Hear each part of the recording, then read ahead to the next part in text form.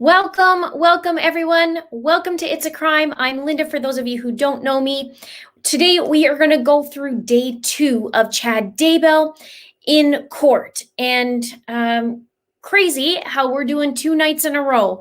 So we are going to go through this and have a little chit chat and talk about what happened today. Yesterday felt like a longer day. Today we were finished a little bit earlier. So welcome on everybody. And are you ready to chat? One of the things before we want to dive into it, I'm going to give a shout out to Larry and Kay today and yesterday, but when I saw him raise his hands at the end, you knew he was a happy, happy man. And all of us too. So welcome on in. What day is it today? Tuesday. We have a crazy August coming with cases. So thank you so much for joining me now. People are like, I've been waiting all day. Me too. I had my notepad out. I was writing down a bunch of stuff. I laughed out loud. I got mad. We had the range. So yeah, let's lay some foundation, as they say in court. Welcome from joining me. Oh, Portugal. We got everybody in the house. LA, Canada. So yesterday I covered day 1. If you haven't seen that, you can go check that live stream. I'm sure a lot of you might have caught up by now. And so let's get into it. And then we'll talk about some people's comments and whatnot. So yeah, a lot of people watch the whole thing. So the beautiful part is, we might as well get this out in the open, is that things are progressing forward. And one of the things we opened up today with Melanie Gibb, she continued from yesterday. She was talking about meeting Chad. One of the things before this all started, and I was muttering under my breath while I was watching this because we saw Chad, and he actually was helping Mr. Pryor with his microphone. And of course, I was making snarky remarks by myself while I was watching. You guys might have too. I was looking at it going, oh, sure, you're helping him out. I might as well be eating popcorn and, throwing it at the screen. So I'm so glad you guys can join me to chat about this, because I've been wanting to chat with you guys about it too, because it's just a lot of crazy. So Melanie Gibbs on the stand, she starts talking about meeting Chad, and that she met him a couple years ago. Now, the funny thing is she mentions Chad because he was asking. Mr. Pryor was asking, and she starts talking about Chad, and he objects. I believe this is the spot where he actually objects to his own question. I'm pretty sure this is where it was. And he goes and says, you were looking at Mr. Wood. Why were you looking at Mr. Wood? She's like, I was just looking to the general direction. So right away, he was feisty from the get-go. Would you agree? Like, he was super, super feisty, and you can see him getting riled up right away.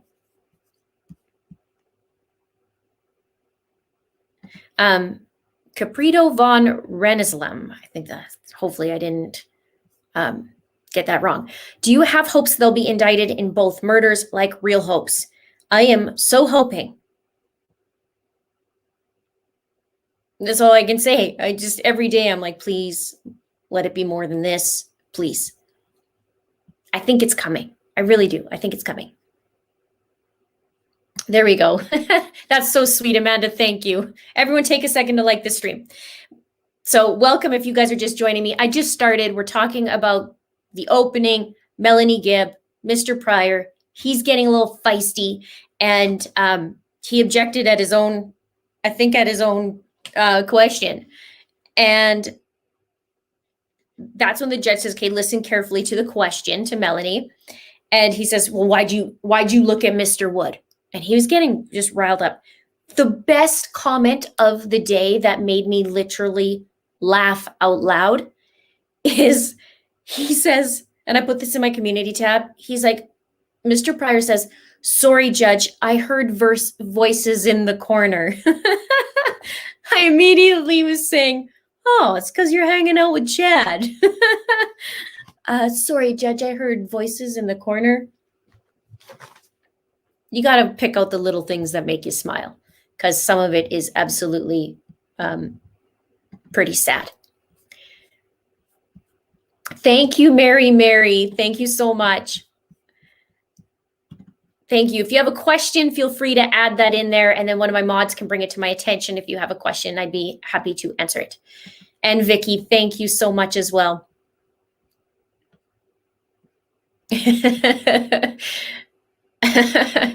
Oh my gosh, this guy, he was riled up from the get-go. He was just buzzing. And a lot of people are angry at him with the way he's handling it, but he has to, from his point of view, he has to try and figure out a way to change this around, right? So what else? Melanie Gibb was talking about Lori Vallow, meeting her in October 2018 in Mesa. In preparedness classes, they talked a lot about that. And they were also talking about the specific events, David Warwick, and that he lives in Utah and she lives in Arizona. And then they were talking about October 26th when Chad and Lori met. Now, the other thing I love, if this is just an observation about Mr. Pryor, and I don't love it about him, but I love that I see this, is he starts injecting things like, now, I don't want to put words in your mouth, but he totally does. And some of his other lines are, quite honestly, Your Honor, quite honestly. And then he just hammers that. Whereas Mr. Wood is more like, Your Honor, this is a fishing expedition. He's going on a fishing expedition. So I said this yesterday, but I just love when he says that. One of the things that they were talking about with Melanie Gibb and Mr. Pryor was talking about yesterday and how Melanie said she had initially lied to the police about the whereabouts of JJ. She said she did have JJ and then she didn't anymore. So Mr. Pryor, of course, jumped on that, and he was talking about, you lied to the cops and then 10 to 12 days passed from your first lie, that was his words, from your first lie until the time you decided to change your story. So you could see almost, in my opinion, Melanie looking at Mr. Pryor looking at her, and in my opinion, she didn't like him too much. But he made sure to get that in there about her lying, which obviously he kind of need to in that instance. Welcome to the new members in my into my Crime Ring membership. I can see you guys are joining, so thank you so much.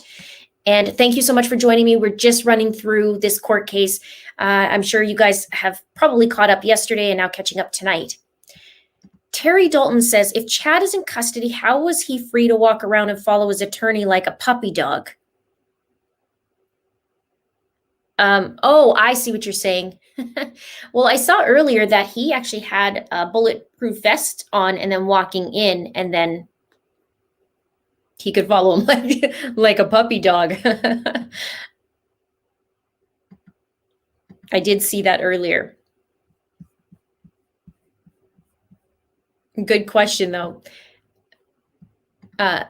Susie Jordan says, I love it when Melanie asked Mr. Pryor to speak into his mic. He got so irritated. Yes, she said, could you speak up, please? And he says, well, thank you so much, Miss Gibb. She goes, you're welcome. There were little jabs, I think. That's what I saw. Country Cross Stitcher says, I wonder if there's something about the piece of property they saw that day, or whether they're just finding their movements that day, because whoa, the questions over and over. Now, the piece of property that Country Cross Stitcher is talking about, they're saying near Chad, they had gone, meaning Chad, Lori, Melanie, David, Alex, and a realtor friend went to a piece of property to take a look at it. They were there for anywhere from 30 minutes to an hour. And that's what they were referring to. And that would have been on, I believe, Sunday, September 22nd. I think it was the Sunday. I believe that. And they said late morning to early afternoon. Mr. Pryor talked a little bit about, or asked Melanie if she had made a deal of any type or any sort. She said no. He asked in a few different ways, and she said no.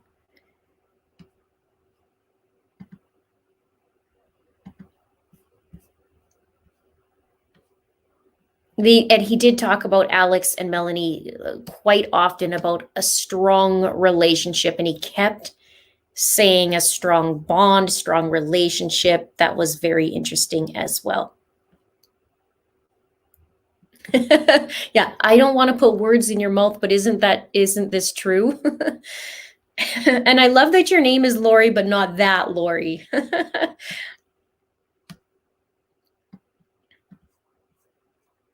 Okay. I have so many notes, so we're just going to kind of do the gist of it. And I'll probably do more videos starting to dive into this a little bit more and give us all some more clarity. They talked about speaking to the FBI, and she talked about Alex Cox and how they met multiple times.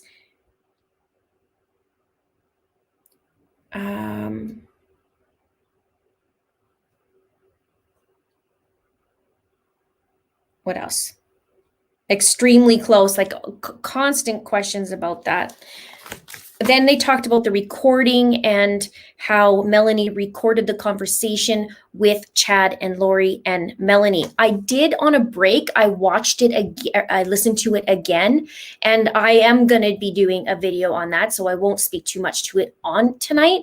But I did hear that, and they did reference that, and how she did it on her own accord, and that the police and the authorities didn't ask her to do it. Thank you, Annie D. Thank you so much. Thank you for your super chat. Yes, I noticed this too. Susie Boone says, I liked when David W. said the word zombie. That's the first time we heard it, and that was interesting. I caught that as well. That was a bombshell. That we'll talk about it. We will talk about it.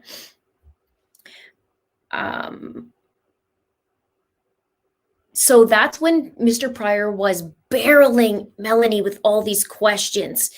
And, what was the objective of the call? Was it just to say that you're innocent? She said that's one of the objectives. So it was quite like he just hammered her, and he was feisty this morning. Interesting, when they stayed there from the 19th to the 23rd, Melanie Gibb said that her boyfriend David met them there on Friday evening. She said they stayed in Lori's apartment. She stayed in Tylee's room. David stayed in JJ's room. And JJ stayed with Lori in her room, which I find that really good that they're saying that, because I think that's going to come up now when Lori goes to court, because really he's supposed to be sleeping in her room. How did she not know he's missing, right? That's one of my thoughts. Let me know what you guys think.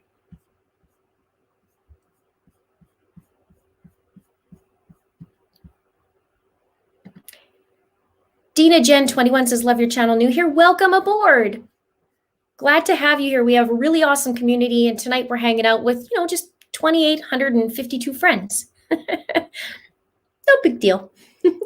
Just a small, intimate gathering. I'm so glad you guys can join me tonight. 2 nights in a row. That doesn't usually happen very often on It's a Crime, does it? On live stream. I do quite a few videos. Thank you so much, Jamie. There's a super sticker. You guys can probably see it. Okay.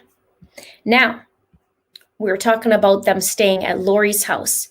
I was hoping that they would start to hone in on the actual address or something, but I didn't notice that other than them talking about the complex. Thank you, Diane. Priscilla says, was the phone call between Lori and Melanie before Tylee was supposed to be at BYU or after? the phone call between Lori and Melanie was in December. And that was long after that happened with Tylee, when Melanie and Lori when Melanie visited Lori in September, she had said that Tylee was at BYU and visiting friends, hanging out with friends. Hopefully that answers your question.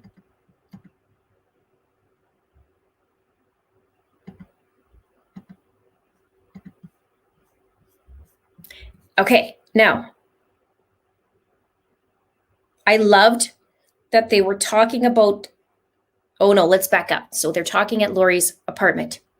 And then Mr. Pryor was hammering Melanie again about, you had no relationship with Tylee. You would care less to be around her, he says. And he just hammered it in. And then there was an objection from Mr. Wood as well. Now, the interesting thing was, I loved how Judge Edens is like, you know, Mr. Pryor, I don't know how far you're going down this road, or he's talking about how far this road you're going down, Mr. Pryor. I loved that.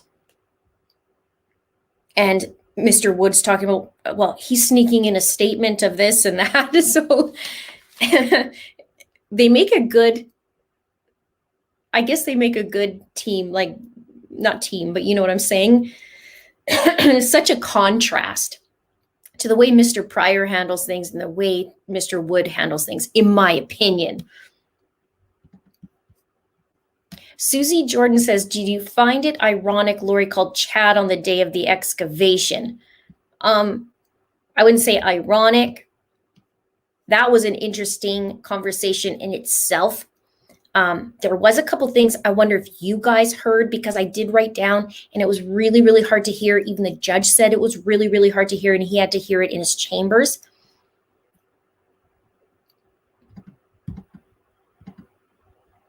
Melissa French says, how do these people not know that they could be tracked through cell phone pings? Isn't that common knowledge?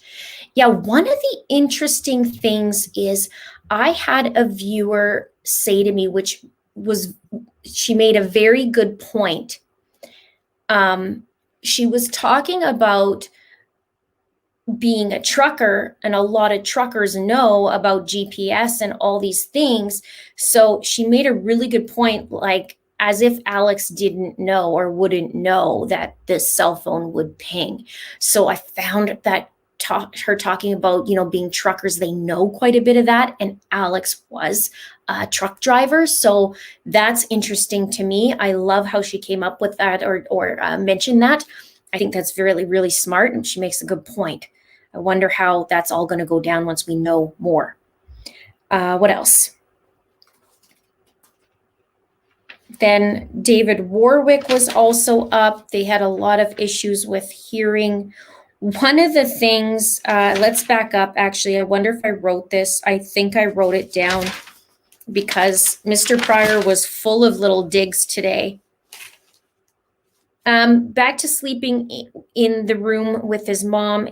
JJ slept in Lori's room, in the corner of her room, and we heard that from a few people about him having a mattress.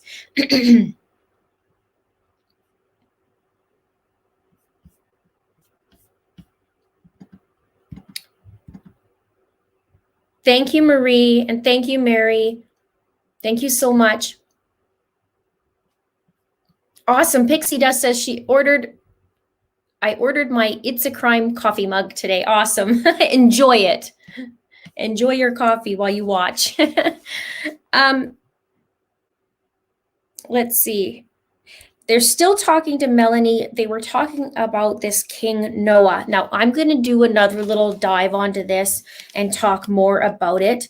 One of the things, again, is another famous line from Mr. Pryor was, please excuse my ignorance. He talks about that lots. He doesn't talk into that microphone very well. There's quite a few times that the judge had to say, hey, listen, like, you need to put that closer. Can't hear you.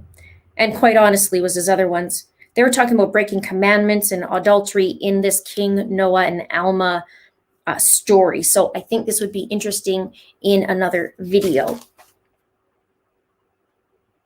And Chad was so helpful today to Mr. Pryor because, again, I have it that Chad's helping him again and he's saying thank you.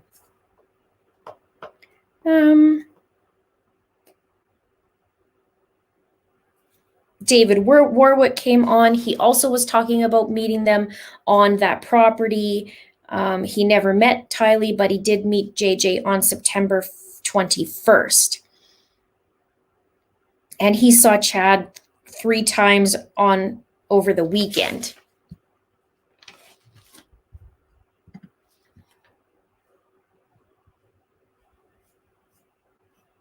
Yeah, this is interesting. Karen, I'm going to grab your comment. Please bear with me. It's not the easiest to scroll through 3,500 comments. Karen Olson says, hi, Linda. Why do you think Chad wanted David Warwick to consider buying the vacant lot next door to his home, potential construction site / grave site? You know, this is really interesting. When I first heard about this property, wanting to, I really don't know. We do know that Melanie was talking about going to these preparedness events. And I'd love to know more about what was happening at this event on that Saturday and what they were talking about. We do know they were believing that Rexburg, meaning Lori and Chad, was the place to gather, or this was all going to go down, I guess, for lack of a better term. So I don't know about David wanting to go there, but in my impression of David is more that he, well, see, I haven't heard, let's preface this. I haven't heard his podcast. So I need to hear that. I need to go and hear a little bit more and see what he's like. But I remember him saying before about JJ and knocking the picture of Jesus off the fridge, that he didn't buy it. He was concerned about that conversation, and he didn't think that was truthful. So it could be that he was, very innocently wanting to build it, but perhaps I didn't see, was Chad the one who suggested it? I can't remember. Somebody tell me in the comments below, please, so that we can chat about that. Donna says, why didn't Melanie and Tylee get along? I don't know. He made quite a few references to that, and that, Tylee wouldn't want to spend time with you or something. And Melanie says, well, I don't know what she thought about me. So there was something going on there. Or maybe, Mr. Pryor wanted to just see what she would say if he said something like that. In my opinion with Sherry, welcome.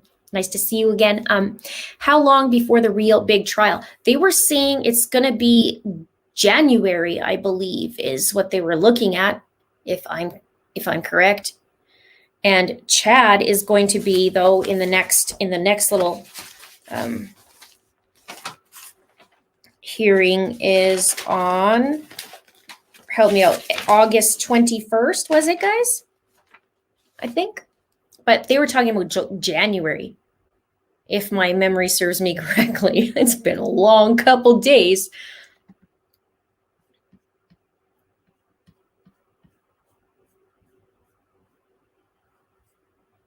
Yeah, it can take 12 to 24 months. I did read that too. Oops, I think I read that. And that. See, it skips around on me. Andy Snappin' Crayon says, maybe it was Chad trying to tell Lori that there was no real need for her to call back while talking about the search, like he knew what they'd find. I almost took it like, maybe you're not going to be able to contact me again later that day, because she asked if she could call back, right? Well, maybe I should call you back or call you back later. And he says, maybe. I have it written down somewhere here.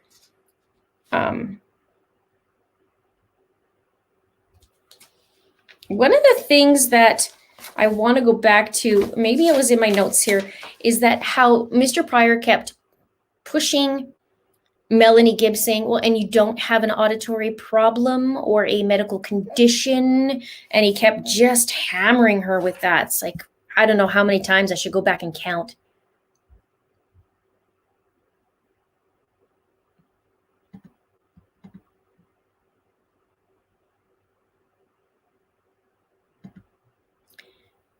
Josie says, thanks, Linda, for all the extra efforts these past 2 days. You are the best. Thank you so much. Was Mr. Pryor trying to say raccoon was in other parts of the pet cemetery when arguing about size? And Chad and Lori voices on that call. Okay. So, yeah. And we'll talk about that in a minute. We're going to talk about that 10 by 10 the detective was talking about. And then he was saying, Mr. Pryor, would it surprise you to know that it's actually 20 by 20 and not 10 by 10? And he hammered that 7,000 times as well. I think he was trying to push to say, well, you guys didn't, look everywhere, right? You just did there, but you didn't look everywhere. That's what I took it as. Rachel Ann says, yes, Linda, please do a video on the recorded phone call. Lots of info snacks. There are in there. That phone call, even the phone call to Melanie Gibb, the phone call with Chad and Lori. And man, there was some really interesting things I found today. Very, very interesting. Oh, yes, this is awesome. I love the FBI guy who got to slide in testimony about finding bodies on Chad's property. That's the point where you're talking about he asked the question about clandestine graves, and he said it, and then he was objecting. That's the one where he was objecting to his own thing.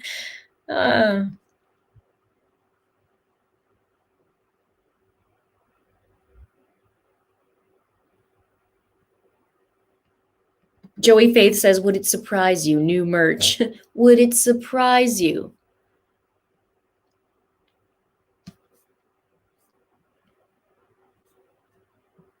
Okay, so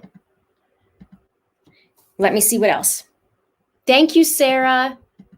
This is going so fast tonight. And Andrea, thank you. So what else did I see? They talked about the hearing. Then the detectives came in. This was so interesting to me. They were talking about the inmate system and how that all works. And then they had Chad and Lori's phone call. She was asking him if she was, are you okay? Are you okay? And they're searching the property. This is what I wanted to ask you guys. They were talking about, they're out on the property, and she says, are they seizing stuff again? And he says, they're searching. You could hear him talk about the search warrant. And then he said something about the kids. And I can't hear what they said before. Did you guys hear it? Were you able to decipher it? I'm going to have to keep reading it, but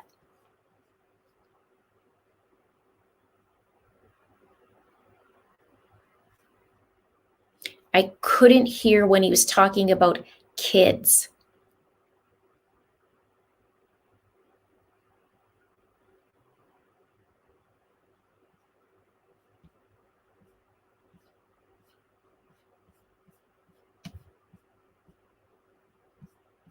Okay. You guys are so awesome tonight. Thank you so much for joining me. If you're just joining me, we're just zipping through this day 2 and talking about it. Interesting how, Lori calls some, hi, babe.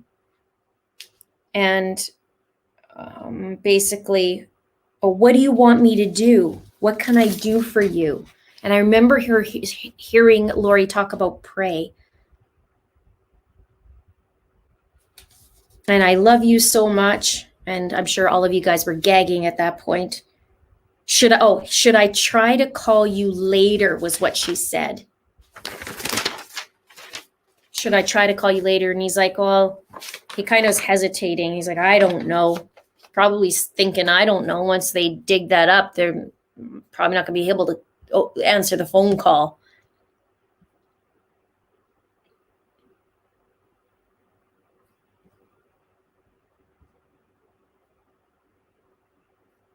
If you guys want to slow the chat down, you're just going to have to scroll up a little bit. It gets really, really hard when there's 4,000, 5,000 people in here.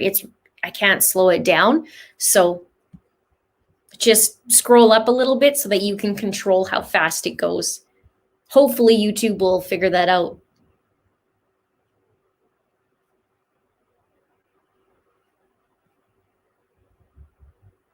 This is the loaded question. Is there even a raccoon buried on the property? All they've talked about so far was a cat and a dog. And that was about it. It was really no mention about a raccoon till later on in the conversation today. But that's what I wanted them to say, like, you know, was there, but they're probably not talking about that today. They're just going to they'll talk about that down the road. We know that for sure. But yeah, weaken the witness. Yes.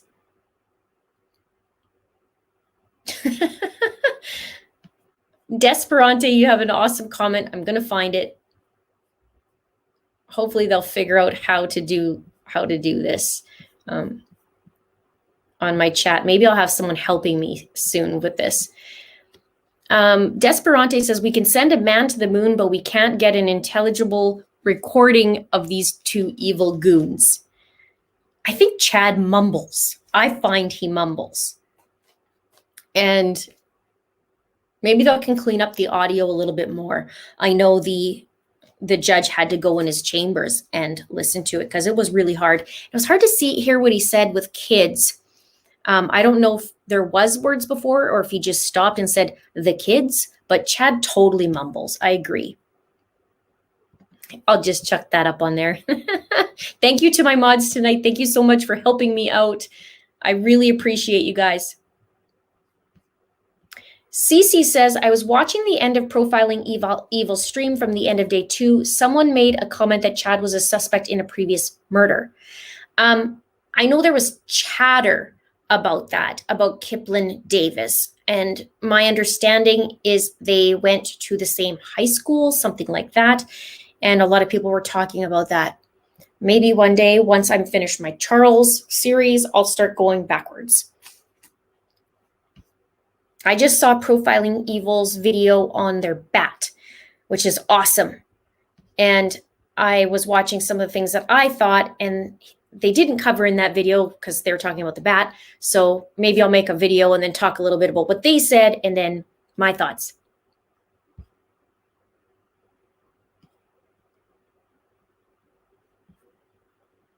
Thank you, Mary. All right, so welcome to the new members as well. Manglia says, he said they are looking for the kids. Also, he said he called Mark Means and spoke to him, and that Lori should call Mark and speak to him. Yes, that's true. Thank you so much. That's what they were saying was you should call Mark or something, right? Oh, I will tell Mark though and talk with him.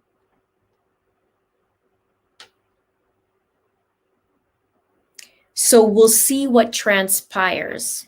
That was interesting.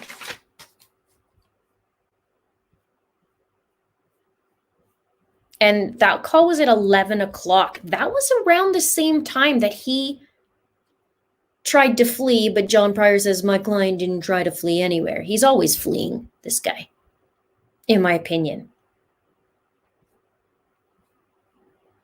Frank says the raccoon is with the raccoon is with Eduardo. Yes, both imaginary.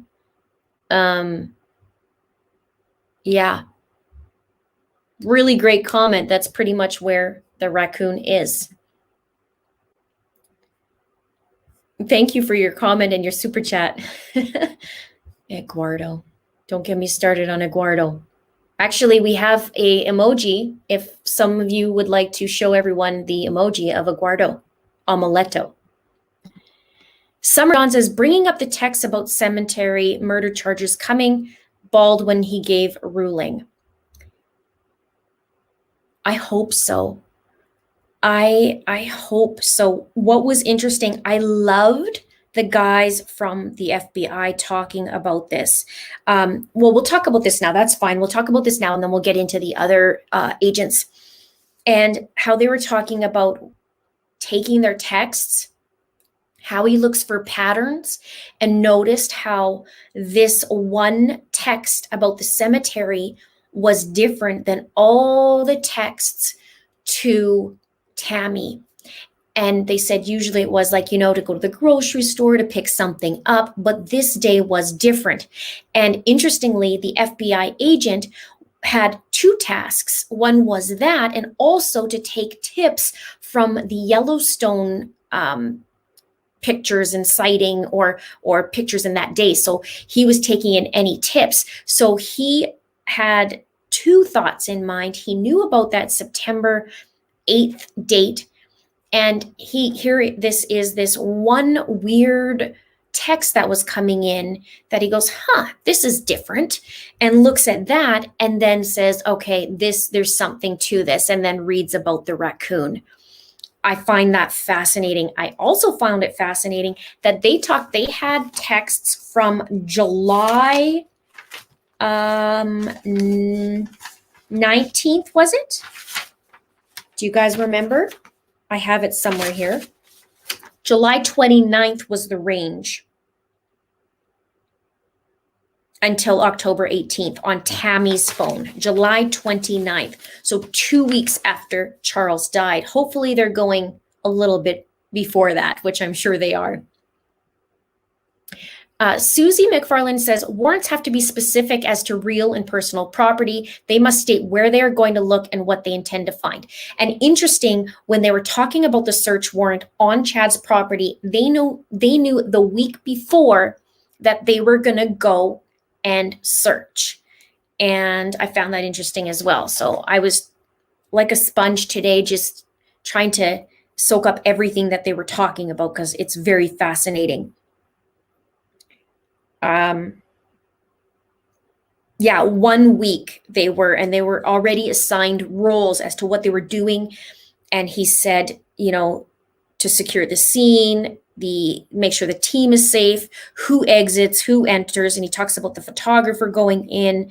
And it was very, very cool. I thought it just was interesting how he said, we knew the week before, we were just pinpointing where the areas of interest on the property. We established that using satellite images, pings, and text messages for priority of where to go. They used 5 cadaver dogs. And they were talking about the fire pit as well. And then they were talking about the pond. It was really interesting that they were talking about, I like how he described going, every time we take a picture or we look at something, it tells a story. And I appreciated him saying that because it makes you really think when he says, when we first looked at the pond, the vegetation was different. Then we took a photo, they had the different exhibits and the photographs. And he said, then we took the layer of the vegetation off and we saw the rocks. And that tells us that someone put the rocks there. It tells a story. That was fascinating to me, just the way he described it. So, I don't know, it just really hit home the way he's going, listen, this tells a story. What does the story say? And you can really think about that. Well, yeah, I mean, somebody had to have laid those rocks like that. You lift the rocks at somebody up. Somebody had to have laid the boards there. So that was very well done how he described that.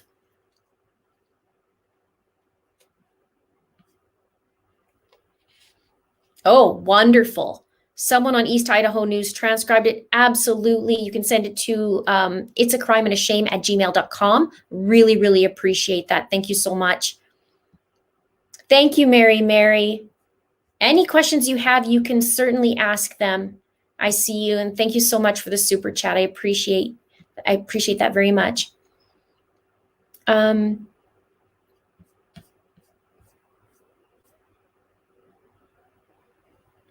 Greg says, I thought that Miss Gibb did very well. Chad's attorney prior did not like her at all. He was trying to bully her. Absolutely. He was hammering her pretty hard. He needed to in his mind. He needed to.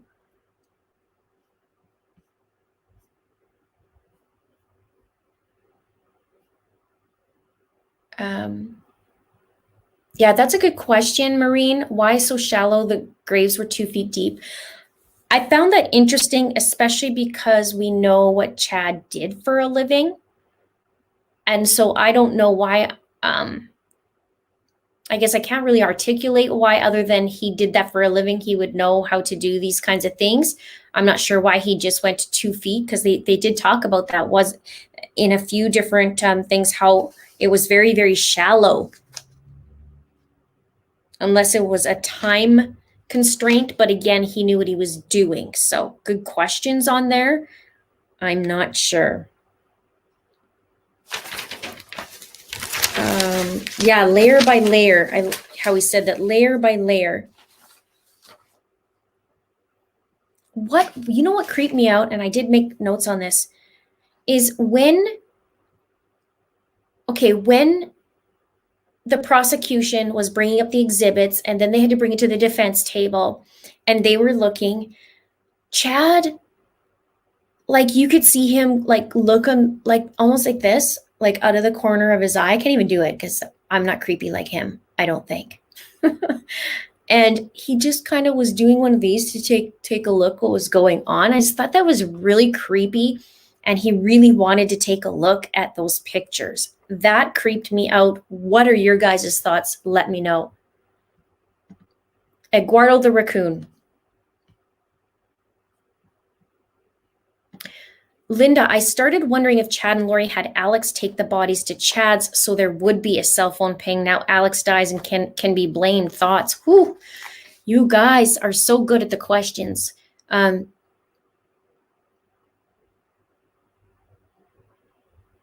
You know, you make a really good point. And this ties in with what I said earlier about one of the viewers talking about how Alex was a trucker, and could it be that he knew very well that his cell phone would ping? But I don't know. I mean, man, I would love to get a little more information. Like, I was hoping to get some more stuff today because, you know, I'm not the FBI. I want to know some more stuff. So good question. It seems like Lori and Chad would throw everybody under the bus except each other, it seems, because even Lori was sure kind of going on Melanie too. Caprito says, have you ever entertained Tylee actually killed Charles that fateful day? JJ probably witnessed it. They knew too much. Plus, JJ started to really miss Tylee and was speaking about what he saw. I haven't entertained about Tylee actually killing Charles. I don't think so, in my opinion.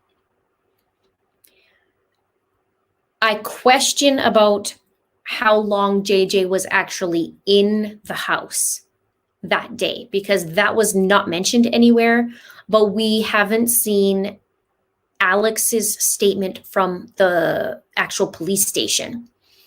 I did try and ask about it, but I haven't seen anything. But when you look at it,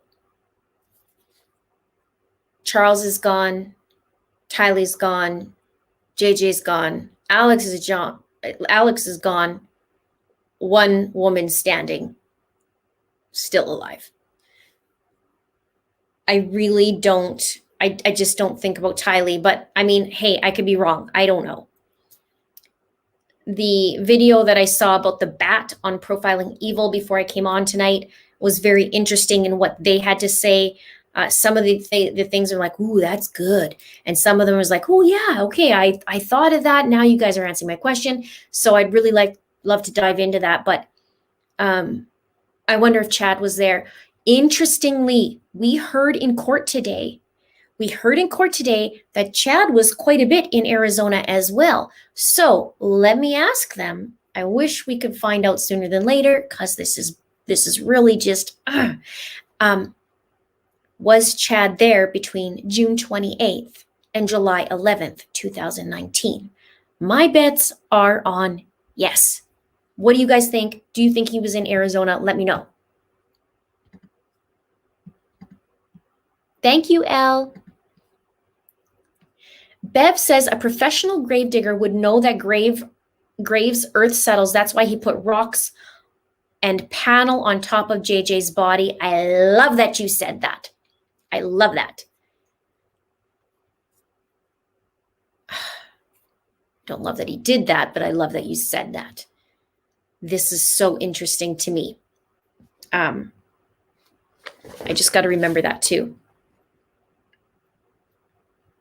Why so shallow though? You guys are so smart and helpful.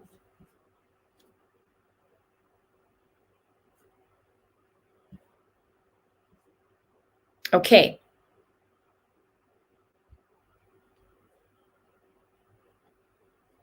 So, and there's going to be so much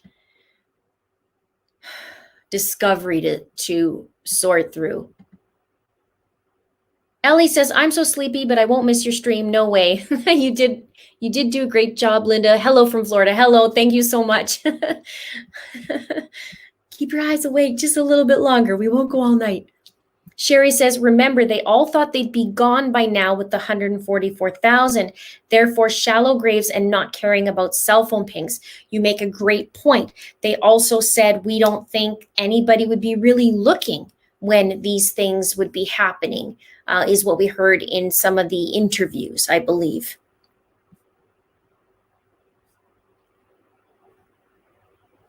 The FBI lead was an excellent witness, very good storyteller, totally agree. Brought us back to the yard tragically. I was waiting for someone to bring in that Chad worked as a grave digger. Yeah, interesting. That'll come up. That'll come up for sure down the road. He was really, really good. All of them today I found were very interesting. Not that I didn't yesterday, but because they had the FBI agents in there. And the agent was talking about assessing the possible graves. He created a 10 by 10 area and called it the pet cemetery area. He said he removed the vegetation in the first layer, and then he found 2 sets of animal remains. He got the backhoe, he excavated it, he said 2 feet down, and he said he had the backhoe come in, and they then uncovered, they said, 2 potential vertebrae, and the anthropologist made an assessment, couldn't determine if that was human or not, and then he said he was catching an odor of the human remains. He used hand tools. It was interesting. He also talked about JJ using his hands to get in there, and then he's the one who had to cut the bag.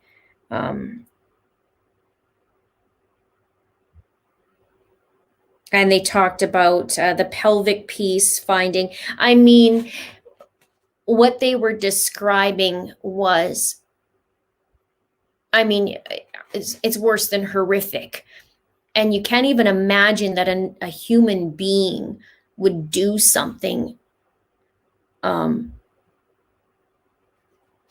like this. I mean, it's hard to even put into words. And all of these guys had to deal with this. I mentioned this last night too, about everyone who's working this case has to see this from different angles and experiences, and have to see this in their mind and over, you know. It's awful. It's awful. They said they did 2 days, the 9th and 10th. They resumed the next day. And he did talk about he first started that 10 by 10 and then going out and expanding. And Mr. Pryor, that's when he was like, would it surprise you to know that that's actually a 20 by 20 area? Would it surprise you if it was? And the beautiful part is you're talking to a detective. The detective knows what you're up to and asking. So he handled it beautifully as well, I feel. Thank you so much, Bev. If you have a question, feel free to ask as well. That's a good question. Becky Griffin says, did Charles ever contact Tammy? We don't know. I can't wait to find out if he did in fact contact Tammy and if Tammy responded. Ooh, Scott Reich says no further charges will likely be brought. Well, there's always hope. There better be.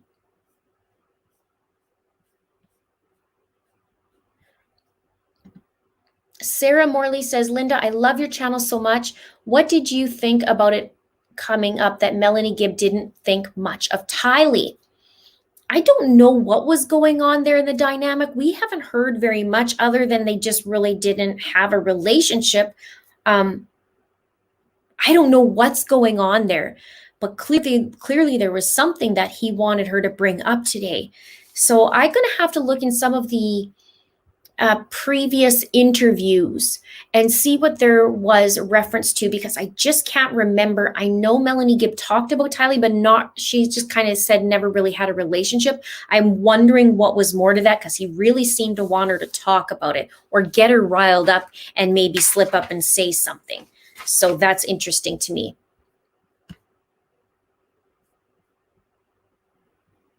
Oh, this is interesting. Christina says, Pryor was very unprofessional. As a lawyer myself, it was embarrassing. Interesting. See, to me, when I watched him, I would have just put him in a different kind of category of lawyers. I won't even say much about that. But I would put him in a category different than other lawyers. I don't want to say too much about him because I'm not a fan, but he was very riled up.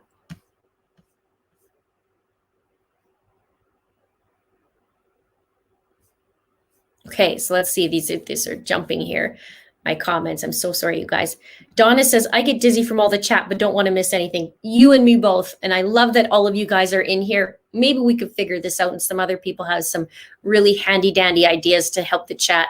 This jumps for me, so I don't know if there is a way to fix that, because I have to scroll up and down, but maybe I just have somebody to help me out. Bev says, he also mentioned a partial mandible. Isn't that how they identified Tylee Ryan from dental records? No. Yes and no. From my understanding, I want to get this right. They had to do DNA. It was more that I believe it was more I should say yes, it was dental records, but apparently it wasn't from teeth. It had something to do with her jawline. I don't want to get that wrong, so.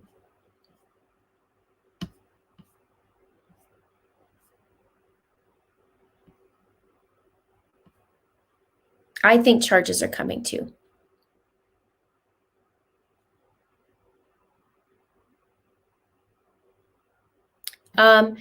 Tammy was an elementary school librarian, so she would have been home for school all during the month of September.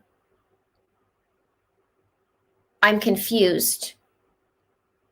Tammy would be at work, at school. This is interesting to me. I'd like to know more about this. Does that mean elementary school librarians don't go to school in September? Because you'd think they would. Please elaborate.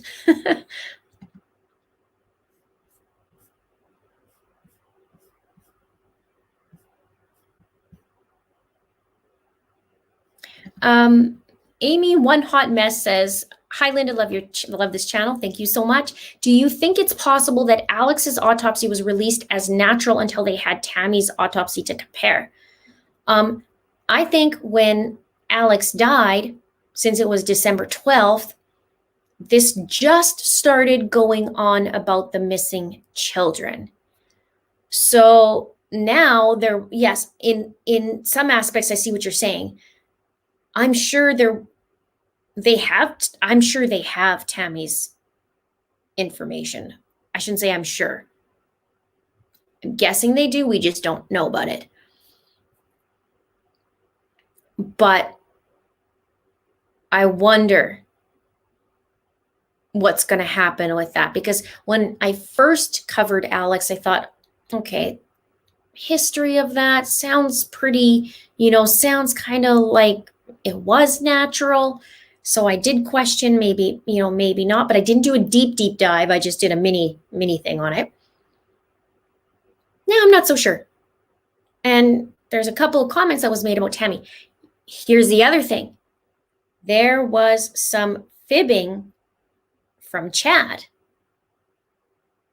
about Tammy, and that was on the phone call with Lori and Melanie. Did you notice that? There was some fibbing about Chad saying about, oh, Tammy, I told her to go to the doctor, and he said Garth was there. Something about Garth was there 20 minutes after she died, but he said in somewhere else that he woke up at 6 a.m. and looked over and she had already passed away. So there's a couple things that I remember thinking, you liar, but we're not going to get the truth from him either. Florida B Design says, hi, Linda. I asked Mr. Reich what his thoughts are on the likelihood of more charges. He said highly unlikely, as it would require another hearing. This is the times where we need Scott Reich to clarify. I'm learning. CB says, I'm so sad for these sweet, innocent children. How could Lori as a mother ever do this? She's true evil. Yeah, she has, I don't know what world she lives in and thinks in, but it's maniacal. And I think when she was on the phone and she said, I know where JJ is and he's happy, something to that effect, you just want to jump through the phone or jump through the computer and, you know what, slap her. Nikki Johnson says, look at duct tape and plastic bag evidence duct tape held arms down so they would not poke out of the ground. Plastic held body fluids and smell. Yeah, there was 2 layers of the bag and the duct tape. Oh, it's just so much duct tape. It has me worried about before. Vicky says, Chad is a sniveling wimp and his attorney is a bully. He tried everything he could to get someone to say Melanie and David slept together. Interesting. Interesting. His attorney was hardcore this morning. He was feisty, right? I mean, somebody, you know what, it in his cornflakes this morning. He was angry.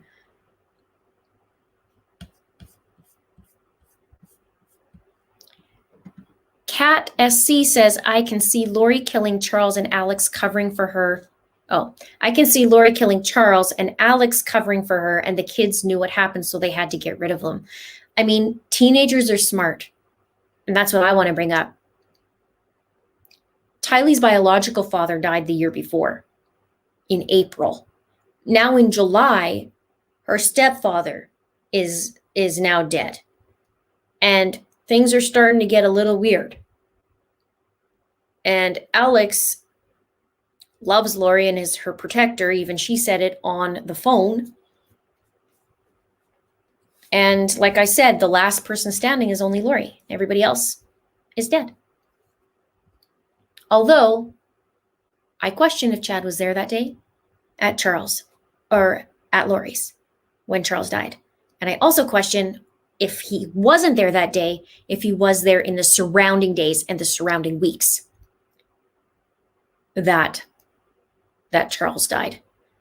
Because of my email. Now, some people I can appreciate. Some people are coming underneath my video going, this is such a stretch, Linda. This is such a stretch. But when you think about it, when I first got it, I thought, well, maybe this is just face value. Maybe she just wanted Chad to come to to Lori's and make an excuse for Chad. But today confirmed something, that Chad went several times to Arizona in around that time. So how many emails did she write from Charles to get Chad come out, right?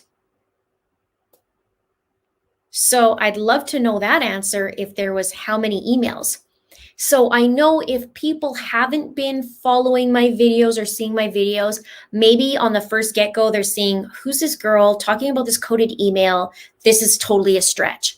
But if you start seeing things from different angles and the possibilities of what could be that day, and then I read this email and it matches as to what went down, the probability gets higher.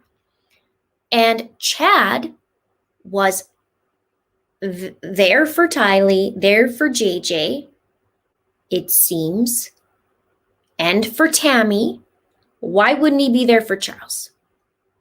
Especially because Chad and Lori had a relationship together. And Chad was cheating on his wife, and he seemed to tell Lori what kind of missions they had to accomplish together, and they saw each other a lot. So, and he told Lori that Charles was a zombie. He was in control of that. In that aspect, Charles was a zombie, Lori. He's now Nick Schneider. He's no longer Light. And they've developed into this relationship. And from January to June is 6 months, just like she said. January was that email saying Charles is Nick. And so she's saying, I really need to get a book done. I haven't in the past 6 months, but I urgently want it done now.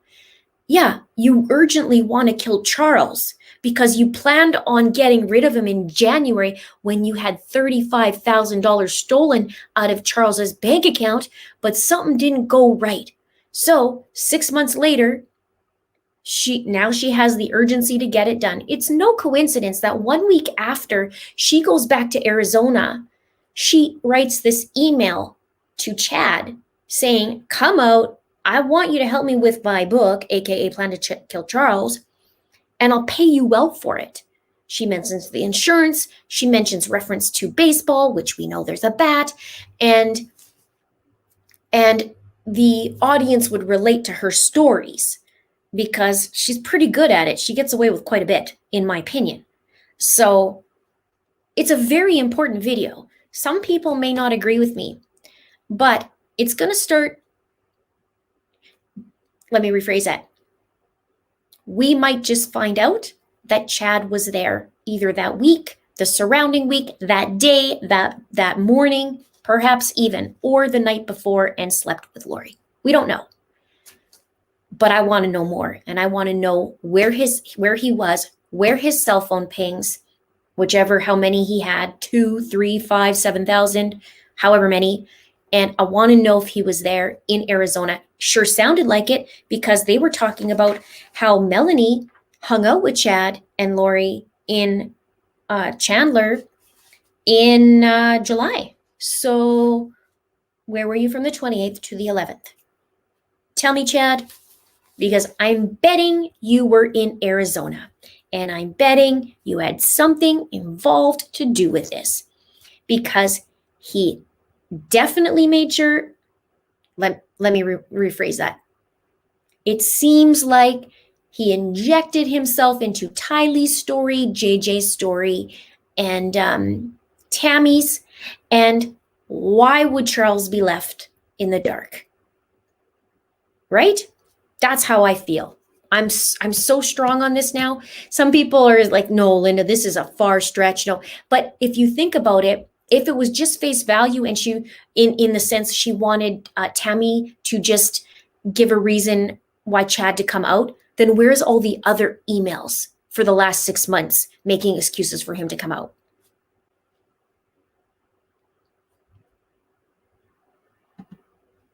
Right? This is my opinion, of course. Jaded Vegas says, aloha, I'm new here. Welcome aboard. I was wondering, with talk of no new charges, will anyone be held to account for the actual murder of the children? They have to be looking at this. I don't know the answer. I'm learning the American system as well, and there hasn't been talk of it, but there has to be. I mean, somebody was saying that Scott Rice from Crime Talk said most likely there's not going to be new charges. That's disheartening to me, but they're sifting also through a ton of stuff. Did you notice in the FBI agent talked about how he got the information in September and processed it by May or something like that? So, I mean, it takes a while for a lot of this stuff. Maybe they're just, putting these pieces together and they want to just have a solid case. I think there's more coming. I just don't know how that works. So I'll be transparent about that. I really don't know.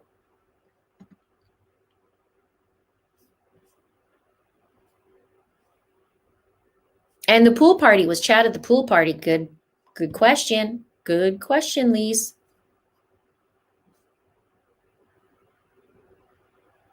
Yes. Debbie says there was once a video about Lori said that sometimes it would be easier to drive off a cliff, so they didn't want them to the destruction of the earth.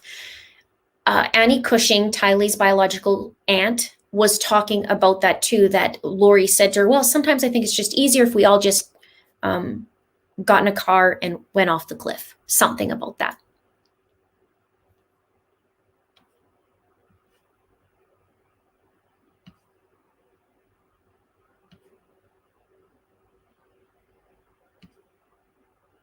So we need a flow chart. I did a video that said it was called Who's Who at the Zoo. And that was probably a couple months ago. But you're right. We need more than a flow chart, though. This probably goes around the room. And it's still, if I did the timeline, we could probably do it for 2 or 3 hours. It would just keep going and going and going. Who was at the pool party after Charles died? Totally 100%. Everybody's asking the same thing. Somebody was saying Summer was. I don't know that for a fact, but somebody was saying that. And I don't even remember. I think it was a viewer that told me that. FBI has to know. I'm sure they know quite a bit. Shannon says, can you show Larry's adorable pics he shared publicly on his page? Love them and love him. Let me see.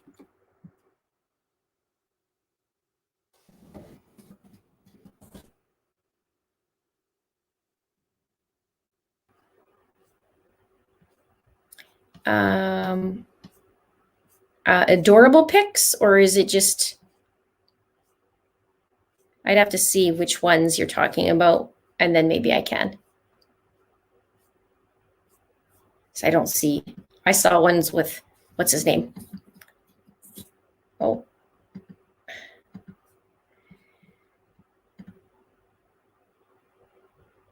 Nikki says, you have a time limit from the time charges are filed to when they go to trial, getting their ducks in a row. Okay.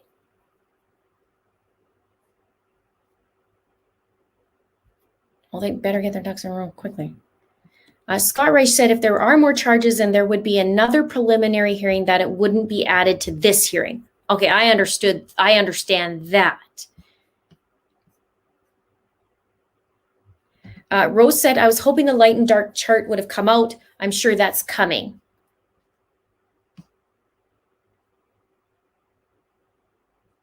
Lori used multiple burner phones because she knew GPS pings.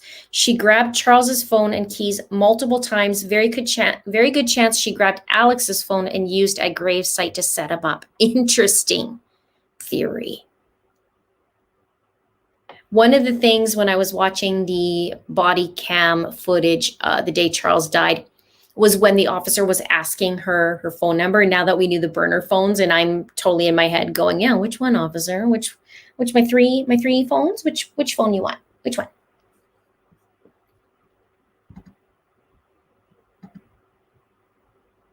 Oh, the school bus. Okay, here we go. Let me find the school bus one. You're talking about the pictures again.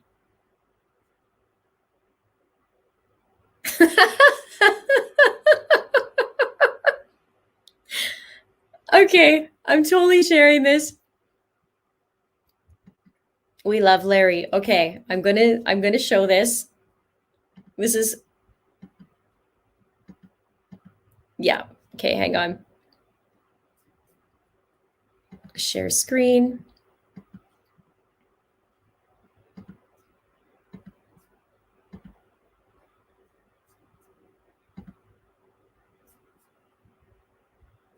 What do you guys think? It says preliminary evidence revealed, and then Melanie's recorded phone call.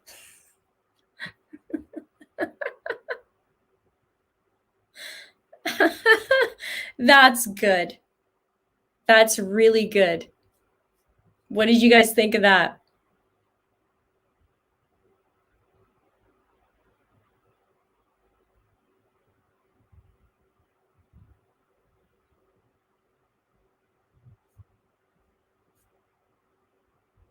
He's awesome. I loved when I saw him do this. And then I screenshotted a lot today. And then you saw, Chad just that kind of wait.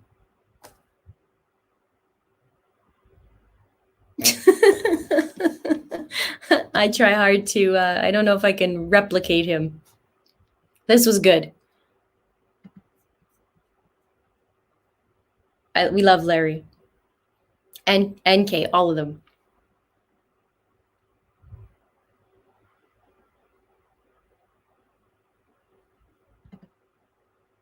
Thanks for bringing that up, Shannon. Thank you so much.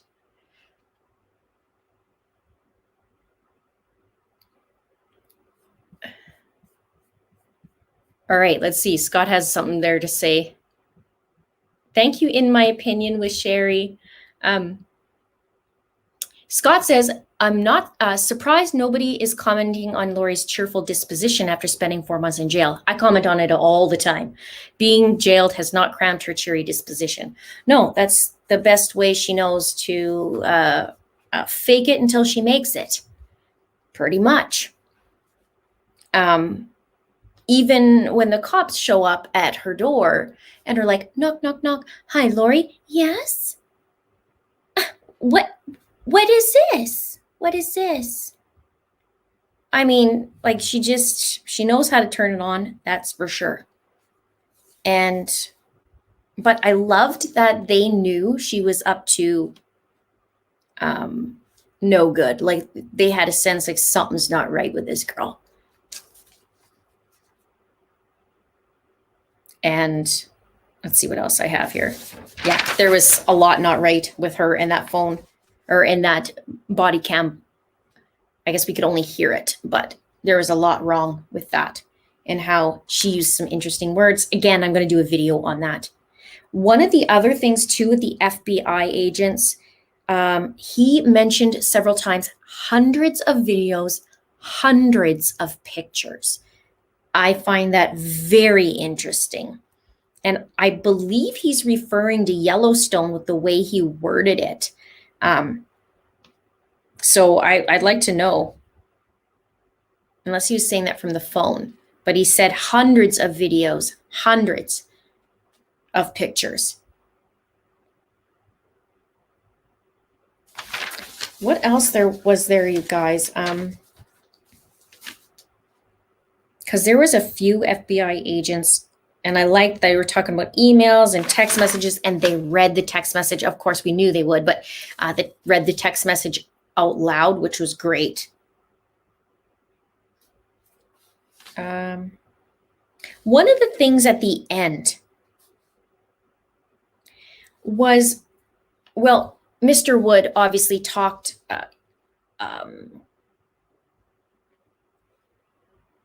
he talked about a recap, and he recapped about, on the November 25th, they were notified, the authorities, of the missing child being JJ. The 26th, they did the investigation, came for the welfare check. They realized that there's also another missing child being Tylee. He went through September 8th and 9th about the text. He said also the pings on Alex's phone. This is Mr. Wood talking. He talked about DNA, about Tylee being found on September 9th, found buried in a green melted bucket in a pet cemetery, dismembered. And also about September 22nd on with JJ. September 22nd, JJ being missing. And then also talking about pings on Chad's property. And then June 9th, that the kids were found, and he explained that. So then what was interesting is what's your name is what's his pickle? Then what's his pickle talked. Mr. Pryor talked, and this was interesting because Mr. Wood talked about them being married. Chad and Lori are married at this point. And Mr. Pryor stands up right away and was like, this doesn't provide anything. Marriage isn't an agreement to conceal or conspire. They can suggest whatever they want.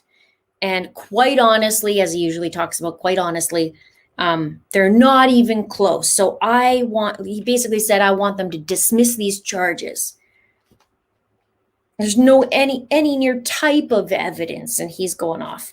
So it was beautiful. They took the recess and the ruling came back, and it was like, yeah, well, too bad, so sad, Chad, because you're bad. Now go take that to your portal potty and stuff it. And then we see Charles. We see Larry go like this. Janice says, love and support from Texas. Been with you since you started. You're awesome, Linda. Thank you so much. And I love that you've been here since the beginning. It's been quite the ride. Hey, like just really quite the journey. And we're all after the truth.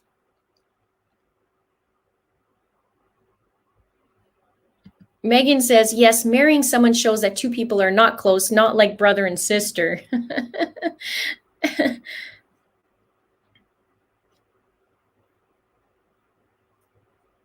Susie likes my impersonation. Sometimes I can't even help it. It just comes out in me after a while, especially like hours after hours. I've done like how many? I think I just hit 150 videos on my channel.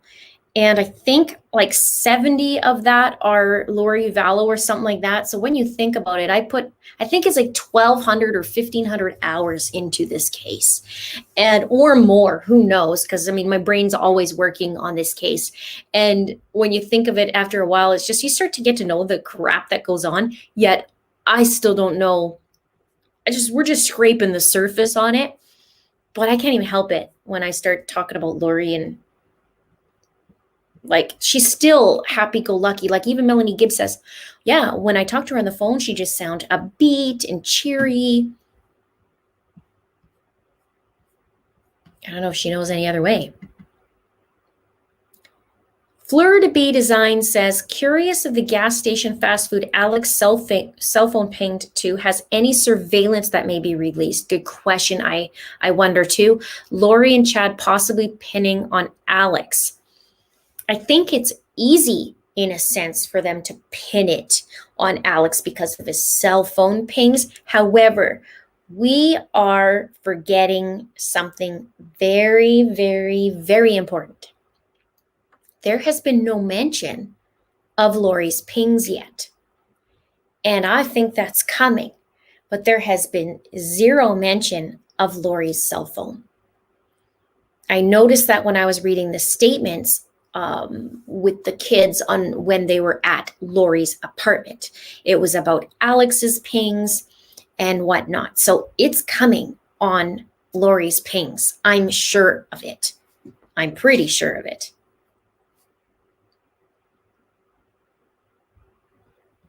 Stacy says, I was dying every time Mr. Price said, I ought to be able to. Yes, he uses, quite honestly, Your Honor, quite honestly, I think I should be able, I should be able to ask that question.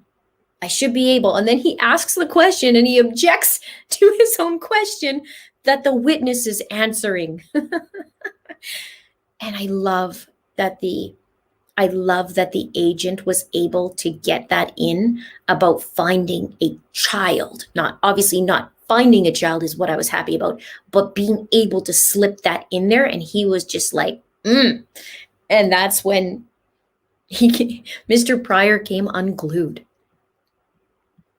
But I was secretly smiling.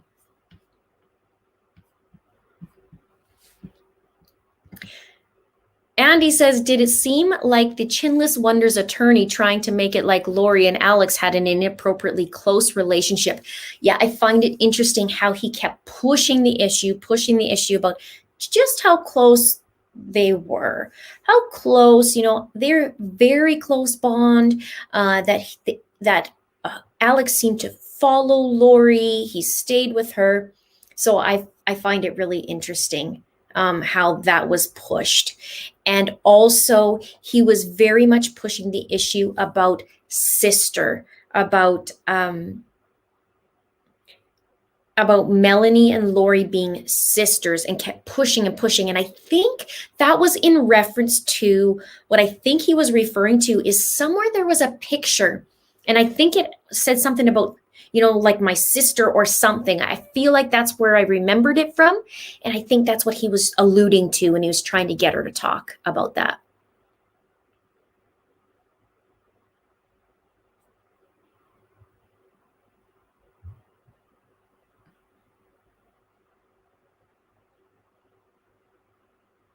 Yes, 100%. All info that has not been addressed will be brought to trial. And that's what we were forgetting is this. That's why I was mentioning about we can't forget that Lori still has the cell phone pings to talk about. Like there's so many missing parts. Not that they're missing, but they just haven't been talked about yet.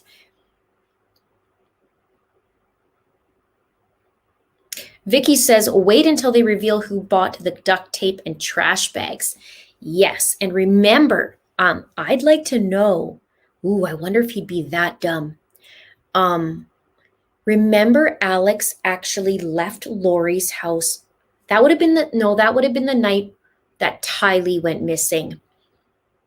He went to the corner store or the gas station and then came back. He was there for, I think, 10, 15 minutes and then came back to Lori's. It was like 10:30-ish around in that night, later that night. So I wonder if he went there and what he purchased.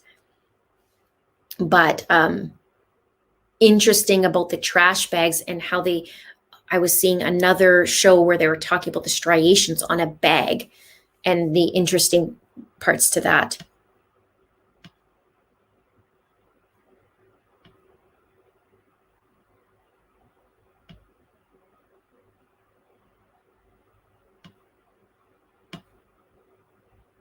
People are liking the portal potty. Yeah. Gonna put a hole in your bucket, Lori, and a kink in your portal potty, Chad. Yeah, me too. Quite honestly. Actually, he plays the innocent role, so to speak. And quite honestly, Your Honor, I don't know. I think I should have a right to ask that question. Quite honestly. Melanie, I'm not going to stuff words in your mouth, but I'm going to stuff words in your mouth. He might as well said that because he says it a lot. He also says, excuse my ignorance. He says that quite a bit. Something to the effect of that. And what's the other thing? There's something that he says quite a bit. Well, I find him a little bit, he sucks up a little bit to the judge, a little bit more than regular thank you. He kisses some butt a little bit, in my opinion.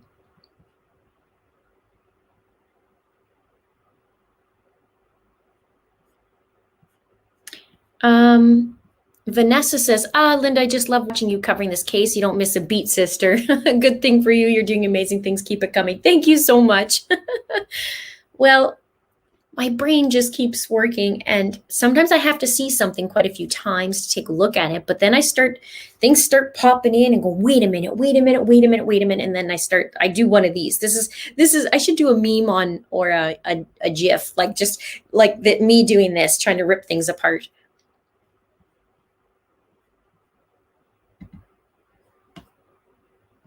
I wonder how they determine what evidence they put in the preliminary and if they keep specific evidence for the trial. Well, they're just trying to prove today or these last 2 days about probable cause. So they just need, I guess, the meat and potatoes, for lack of a better term, of what they need today. And then they move forward, and then they'll just start ripping into everything. Could you imagine how much stuff? I mean, just think about how many videos, just in perspective, how many videos I've covered, and I haven't even covered all the topics. And then put that in real life with them and their own evidence, and then times it by 144,000.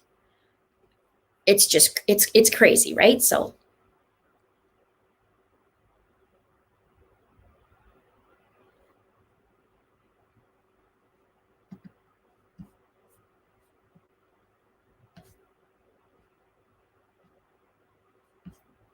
hopefully that answers.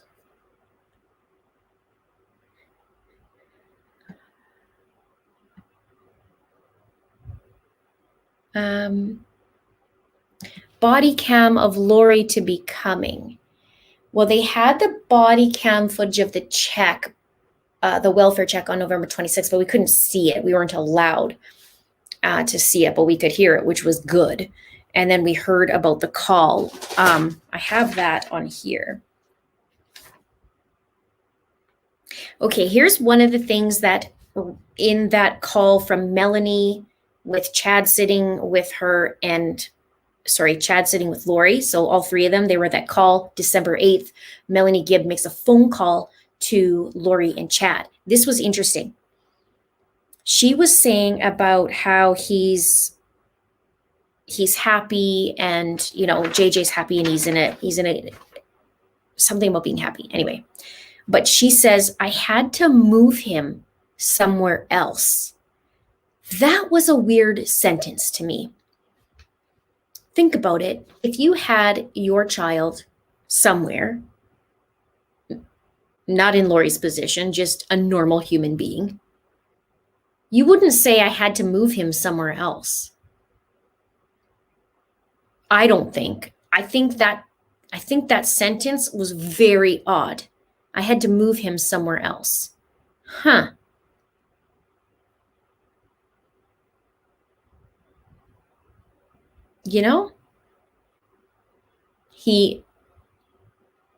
What would you guys say? Okay, that's what he said. Yeah, he's safe and happy was the thing.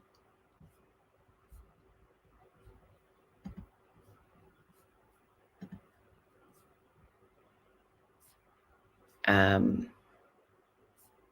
I gotta scroll back. Sorry, you guys are gonna say later, oh, Linda, I hate when there's quiet things, and I hate when you read things, and I hate this, and I hate them. Well, yeah, well, I don't have 7,000 hands. Brenda says, Melanie referred you, Lori, bring as close as a sister in Dateline interview. Oh, as close as a sister in Dateline. He was using her own words. Okay, that's what it was. I knew there was a sister somewhere. I couldn't remember if it was a picture or in the interview. That's why he was pushing it. We know he has a reason.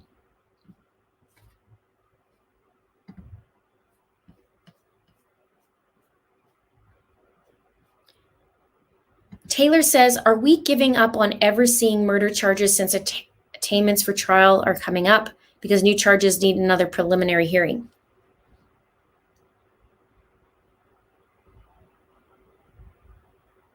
I don't know. People are talking about that maybe there's not going to be murder charges.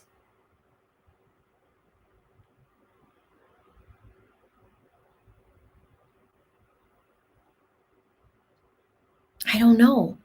Maybe Maybe they can slap one this week. I don't know. If you guys know the answer, let me know.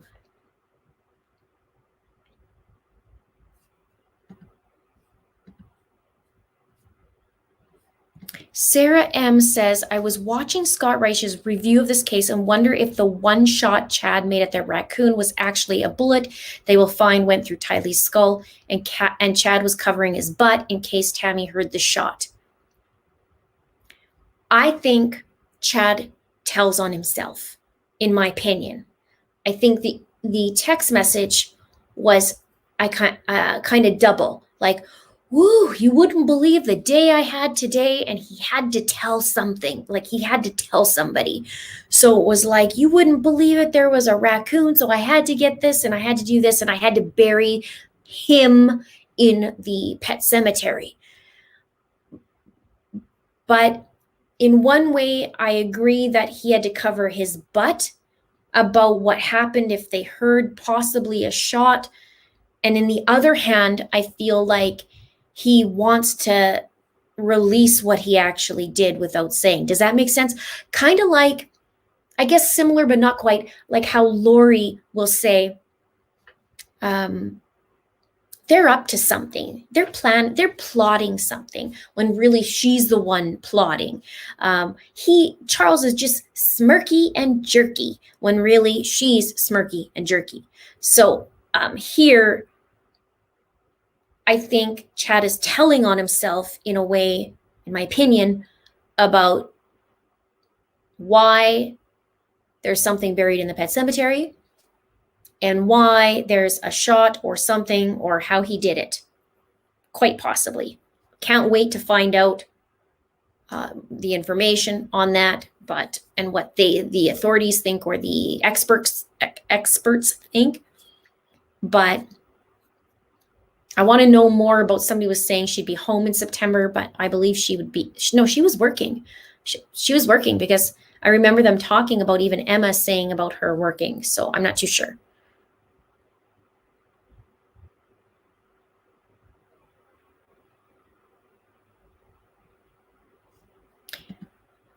It really bothered me that Mr. Pryor referenced Miss Gibb as your girlfriend and not use her name. No respecter of women or a strong, smart woman. I noticed he also asked, he said, oh, you're not engaged though, right? Or you're not engaged? And she just looked at him and went, no, something like that. And that was interesting to me as well.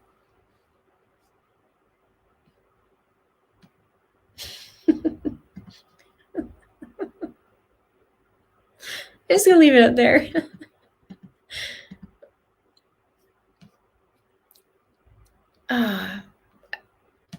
Moving on.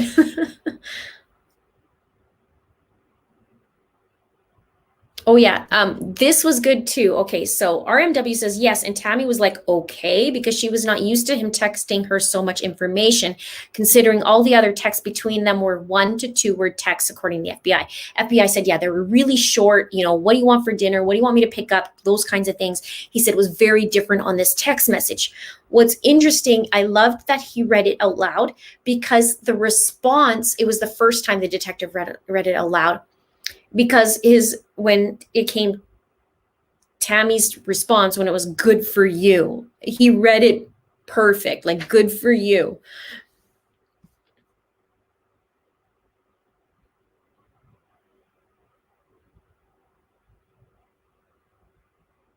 Yeah, that's what I agree. Betty says school starts either the end of August or beginning of September. Tammy would have been at work. That's my understanding. There was reference to because she's a librarian, but my understanding was she was there at work. Stacy says there's no statute of limitations on murder. They can build a case for 5 years and still charge them. This trial doesn't affect murder charges. Yes, it's coming. Thank you for that. That's my understanding. They can just go slap them with some more. Yes, thank you so much, moderators, for your time and energy. I agree. Thank you so much for helping me. It is very, very much appreciated. And we have 4,870 people hanging out tonight on a Tuesday. Is it Tuesday? Yeah, Tuesday night. The 2 days have been, man, this whole week's gone fast. And these last 2 days, especially, diving into this court case. I'm so glad I was able to see the whole thing yesterday and today. We got some stuff to talk about in the next little bit. And next week is Lori. We have Lori next week. So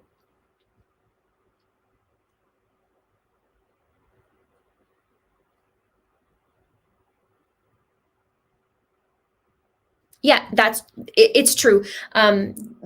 Laura, okay, I'll read your statement. Tammy was at work. Why would Chad tell her about the things in the house if she was there in person? That's true. I think what the person was saying before was September in total about it. But I agree with you there. Tammy was at work. Chad was home. He says, I'm home now. I'm taking a shower. Then I'm going to BYU and work. Or he said, I'm taking a shower and then I'm going to go to BYU at work. And then he said, I'm home. She waited a long time to answer him back. So she was probably like, I know your shenanigans. I know what you're up to. So good for you, whatever. If she was in fact suspicious, like we were hearing, she was starting to be a little bit suspicious what's going on.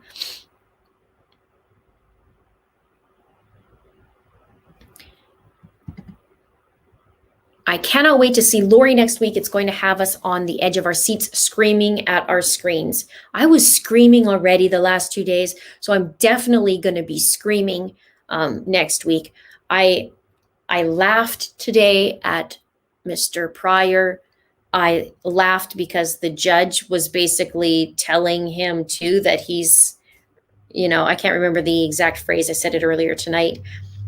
And then I was also yelling because, Chad's being all so helpful to Mr. Pryor, and then also quite upset. Yesterday, I blubbered like a baby about hearing about the kids, and then today I was a little bit more at ease or more calm about it.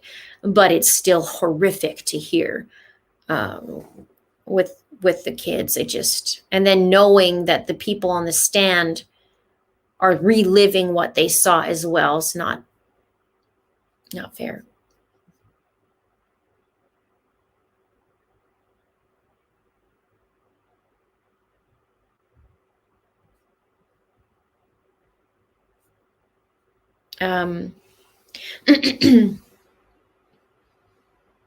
Lori is going to be smirking and laughing all the way.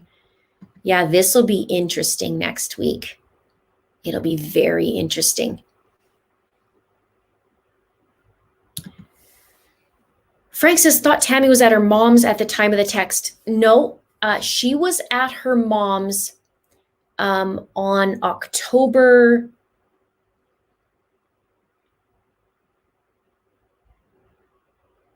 11th to the 14th, I want to say. Oh, I can't remember. Yeah, I think it was after she was, that whole thing happened in the driveway that somebody pointed a gun at her. And then Chad told her that Lucille said that she should go home and see her parents. So she went to see her parents, and it was a very quick trip. She drove to Utah, which I believe was a 4-hour drive, something like that, had dinner with her parents, then stayed at her sister's the next day, came home. And so that was before.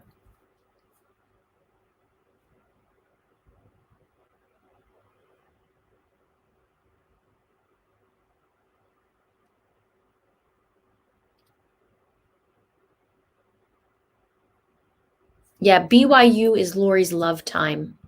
Ugh. Oh, did I say that out loud? That was my inside voice. It was supposed to be my inside voice. Not my outside. Sorry, neighbors. Sorry. Annie Tenny says, what if Melanie Gibb has come forward with that recording of them earlier? Maybe she could have saved Charles and Tammy's life. It was too late for the kids. Well, the recording was on December 8th. So that was long after. And Charles died in July. So it was Charles 1st in July, September 8th/9th for Tylee, September 22nd/23rd for JJ, and then October 19th in the early morning hours for Tammy. And then Melanie did the recording on the 8th, which was 4 days before Alex died.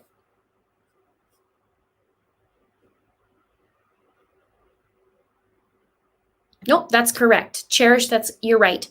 Tammy was at her parents' because Chad insisted, because Lucille, dead Lucille, told him that she came to him and that she needs to go visit her parents.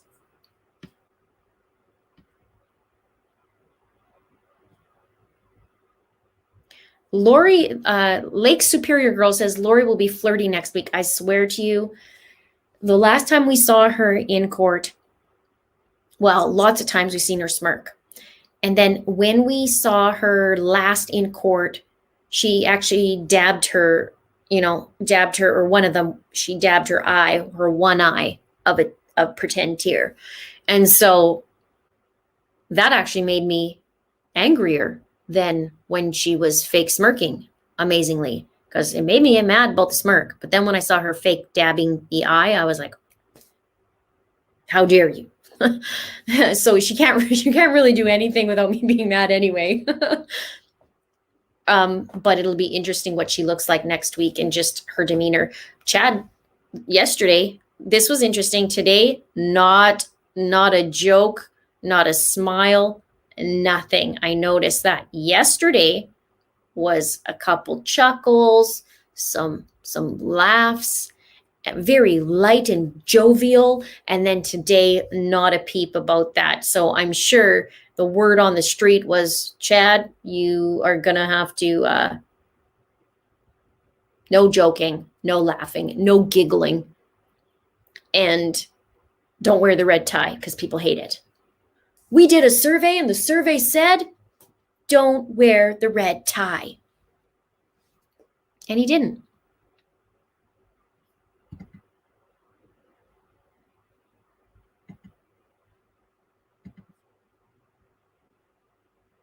Yes, that's a very common saying. Pryor kept saying, pardon my ignorance, several times. That, and quite honestly, Your Honor, quite honestly, I should be able to ask this question. I mean, he has quite a few of these sayings. I just love the fishing expedition from Mr. Wood. Yeah, Megan, I'm with you. I'm with you on this. I dare her to smirk when they talk about her dead children. I dare her. Yeah. I think it's going to be hard for a lot of people, especially in that courtroom, who's there. And we know I'm 99.9% positive I could take a guess saying that Larry and Kay are going to be there. And that's going to be tough. Oh, interesting. He's safe and happy. That is a common statement among Mormons when a loved one dies. Interesting. Thank you for that. He's safe and happy.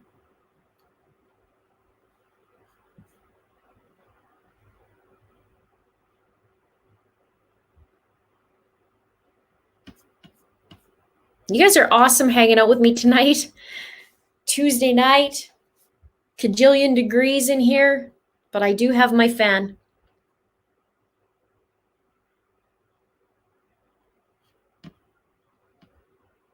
Recap. So we did a recap of day 2 today of the court case with Chad Daybell. The FBI agents were on the stand. Melanie Gibb was on the stand. David Warwick was on the stand. They talked about the text messages, the location also of the property of Chad. They talked about how they assessed where the burial sites were, and they talked about the search warrants. We heard a call from Chad and Lori. Lori's in jail. Chad was talking to her. This would be June 9th, the same morning that the children were found on the property. And Chad was discussing with Lori on the phone call about, hey, they're searching my property. He mentioned the word non-muffler guy is coming down the street. Welcome to It's a Crime. You are a superstar. Every day he has to make a little bit of an appearance, or he's a star and he doesn't even know it. One day we will present him with a muffler. Here you are. All 5,000 of us would like your car to be quieter.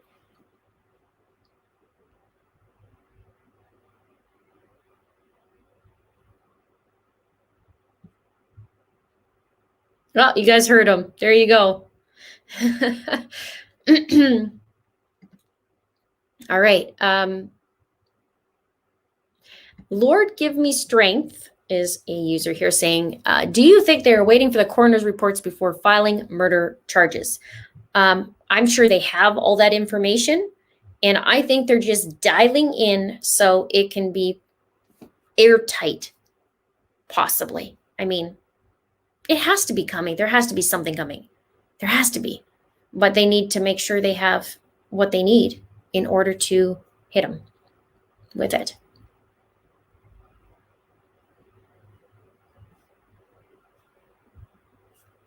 American Mama says, didn't Lori waive her right to be at prelim? Someone help me answer that. Please and thank you. Preliminary, here we go. Preliminary hearing next week may be waived.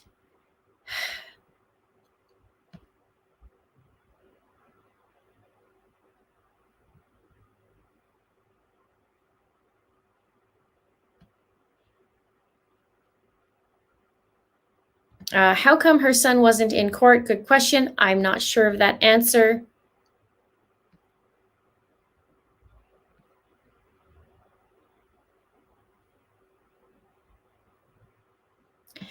How much information will be passed on to Lori on Chad's hearing, and will it help her? Oh, good question, Scott.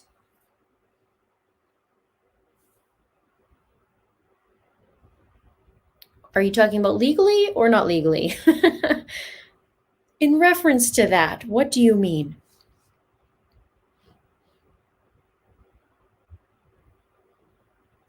I wonder who's visiting her in jail, if Chad's kids are. Yes, Christina says toxicology is what takes the longest to get back. That's the missing piece. They talked about the toxicology for Tammy. They're saying it could take up to, I believe they're saying up to a year. They were saying, and that she was exhumed in December, the day before Alex died. So I don't know, but there's a lot of chatter about it's already been back. But I know I saw a cool segment. I can't remember if it was Court TV or where I saw it. And they were talking about, they're trying to, if they're trying to look for something specific, they're having to do all kinds of things, and they're having obstacles because of the time, how long it's been from when Tammy died to when she was exhumed, because it was 2 months.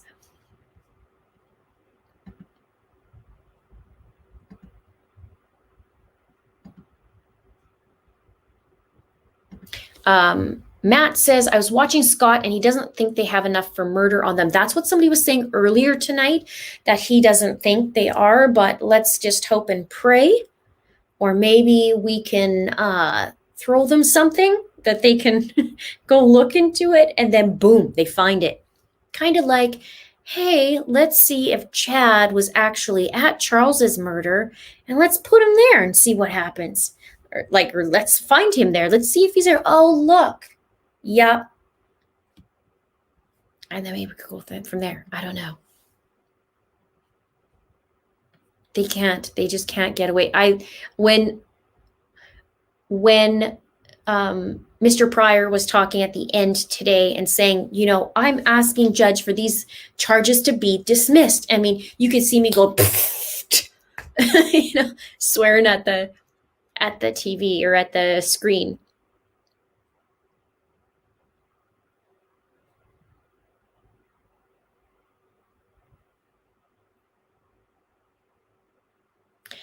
Lisa says, I would love to see transcripts from Chad and Lori's jail call.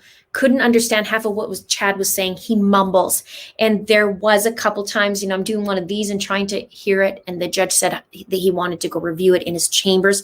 So I would too. I'd love to hear that. Somebody was saying there was something transcribed as well on East Idaho News. So maybe there is.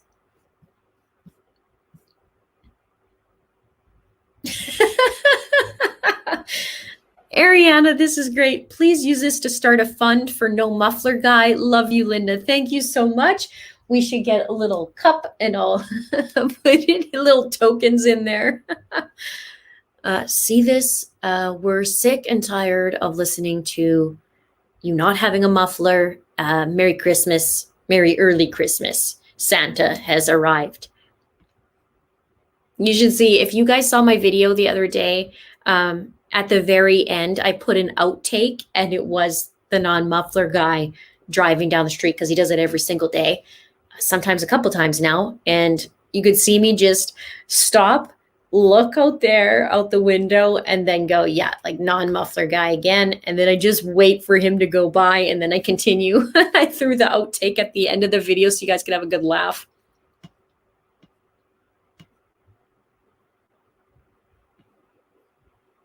It is awesome. Thank you, Cheryl Parks. Thank you. Oh, yeah. Okay. Addie Gary says, I have the transcript of the call between Lori and Chad from East Idaho News. That's what they were talking about earlier tonight. Oh, perfect. And Andy, oh, thank you, Andy. I emailed you the transcript. I got some info snacks coming. Survey says.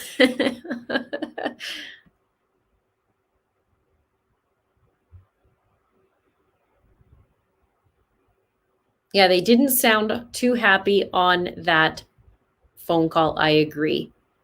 He was not happy.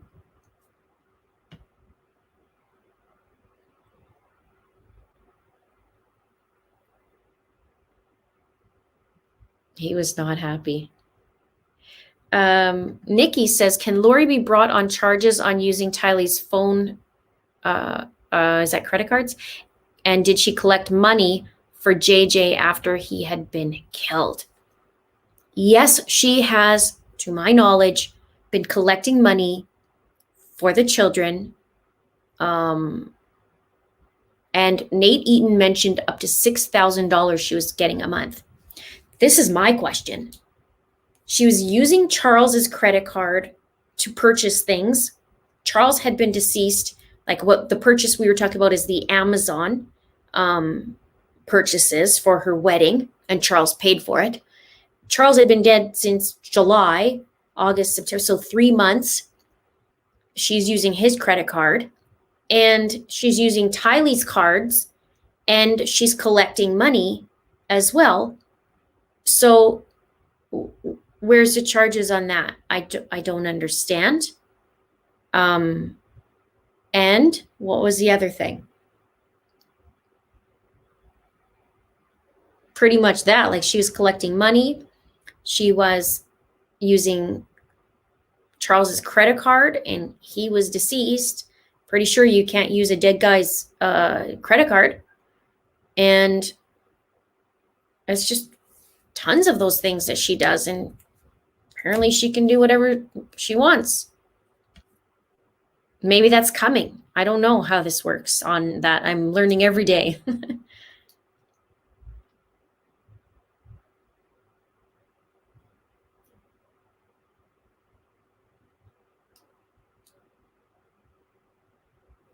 Oh, Manglia says, time to change the sub number. Where am I at? 105? we'll be changing it. See if I have my little handy dandy box right here. We'll dig for the 5. Yeah, Social Security fraud. So tell me, she can do all this stuff, and I don't see charges on that unless they just wait for the big stuff and then get the little stuff after. Why can't they slap her on a bunch of other ones? Oh, Mallow says, I just listened to the jail call again, and I think he says last time talking to you, to Lori, and mentions when she asks if she can call him later. I don't know. Yeah, okay, I caught that part about the I don't know, because she's like, well, can I call you later? Or however she worded it, and he says, well, I don't know. And to me, it was almost like, yeah, no, probably not going to be calling me later. They're going to be finding what they're going to find on there, in my opinion.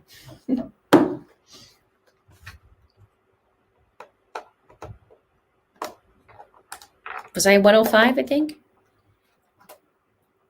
New emoji of a muffler. And somebody wanted a hole in Lori's bucket. Because I said, Lori, there's a hole in your bucket.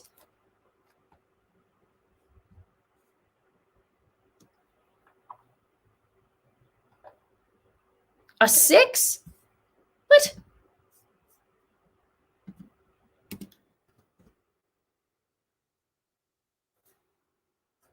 What just happened? It says 105 on mine.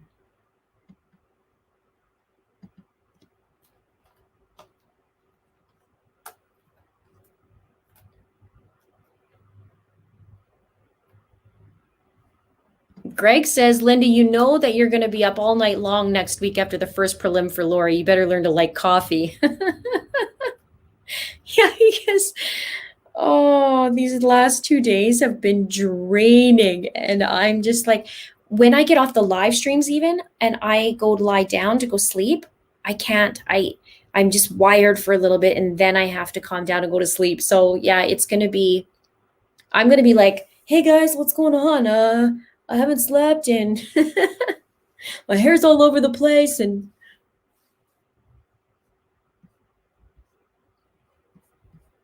a little crazy. Cowgirl Up says, Melanie Gibb says Lori wasn't at the viewing of the empty lot, but David Warwick says she was there. Which is it? I thought I had her as Lori being there as well, but I could be wrong. Let me just see, because you have a good point. So many.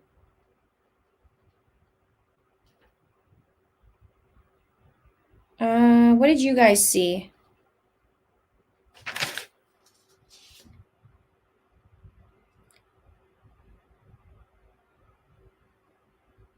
Yeah, you're right. You're right. You are so right. Chad wanted to show land to David and consider building there. David is a general contractor. Lori, not there. Alex was there. That's true. That's true. And then later, David said, that's true. I wrote that down. And then David said all of them pretty much were there. Huh. Well, we're going to be revisiting that. Thank you for bringing that to my attention. Thank you, Graham J.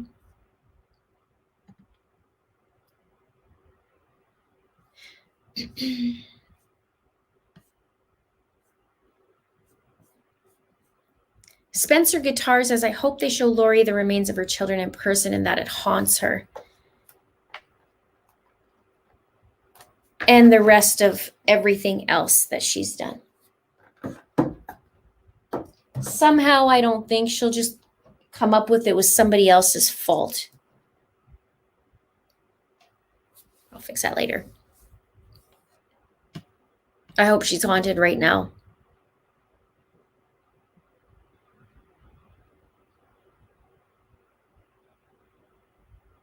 Oh, here we go.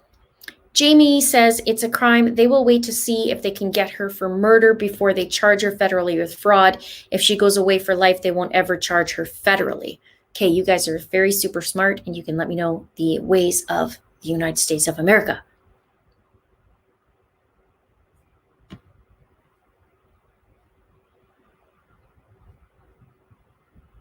And Michelle says if, oh, I have something going, yippee!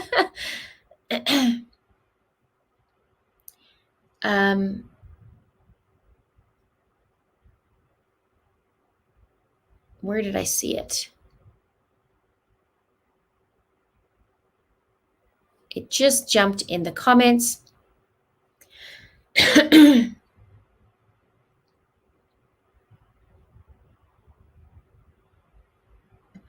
Captain Caterpillar says David could hardly recall anything at the trial. He couldn't even remember the time of day they went. I trust Melanie over David. David did say they went. Muffler guy's back.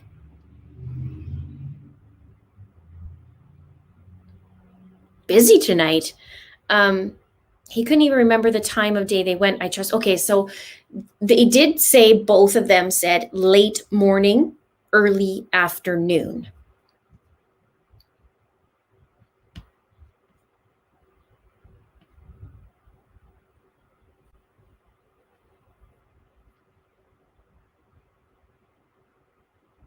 I agree. He did have a hard time hearing, and it was, to be fair, it was in behind plexiglass as well, and probably not the easiest.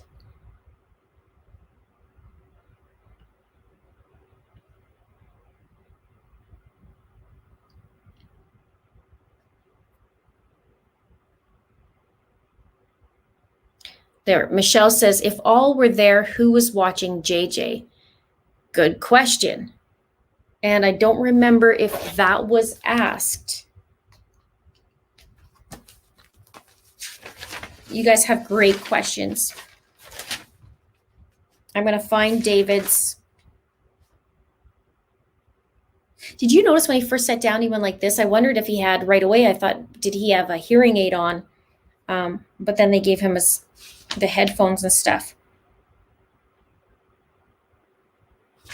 Let me see if I can find it, you guys.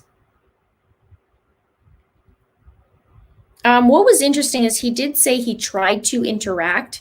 David said he tried to interact with JJ, and he said it was like I wasn't even there. I found that interesting observation because I thought we don't see much about JJ, how he was. And so I thought, maybe he was more, what's the word I'm using? Had more symptoms of being on the spectrum than I thought, only because we did see him on on footage from the neighbor cam of him running and playing with the kids, or a kid, and he was talking and stuff. But then David said he tried to interact with JJ, and he said he didn't even acknowledge me, and it was like I wasn't even there. So I was wondering about what the severity was of JJ being autistic.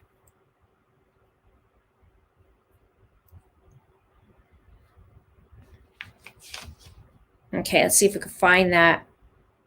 Oh, wait.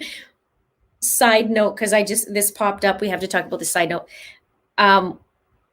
They were talking about multiple times, if multiple was more than one or multiple. And Mr. Wood's like talking about Mr. Pryor, and he's like, well, his new definition for words now. I had to write that down because I thought that was awesome. Oh, here it is. Sunday, Lori, Alex, Melanie, then Chad with realtor. Unless he was just naming all the adults and meant to say JJ's there, we don't know. But very good question. And Melanie said Lori was not there. So then where was Lori?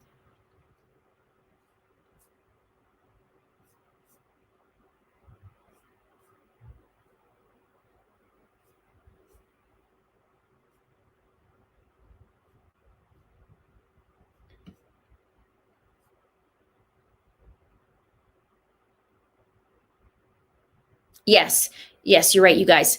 Lori hadn't been giving his meds either for about a year. Yes.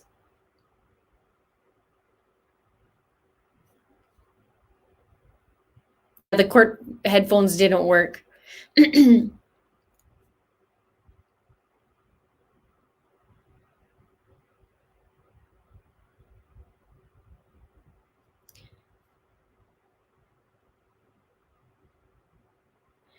Why is there so much confusion for Melanie and David in their testimonies? Good question.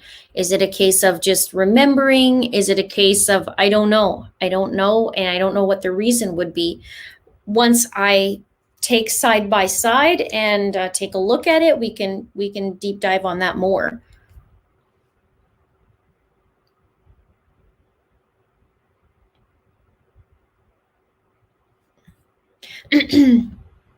Lynn says, why was Pryor making such a big deal about Tylee not liking Melanie? I'm sure something was up his sleeve about it.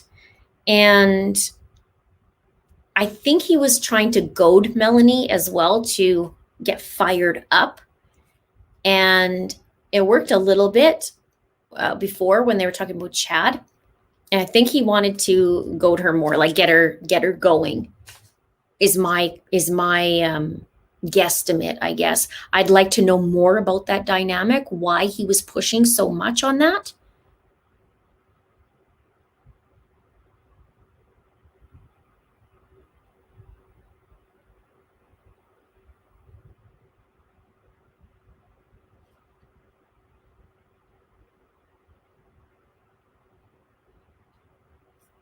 Yeah, that's correct.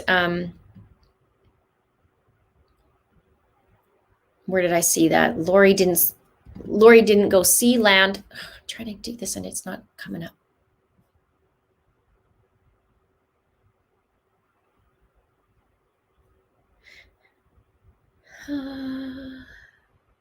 Becky says, give David a break. He's nervous as hell.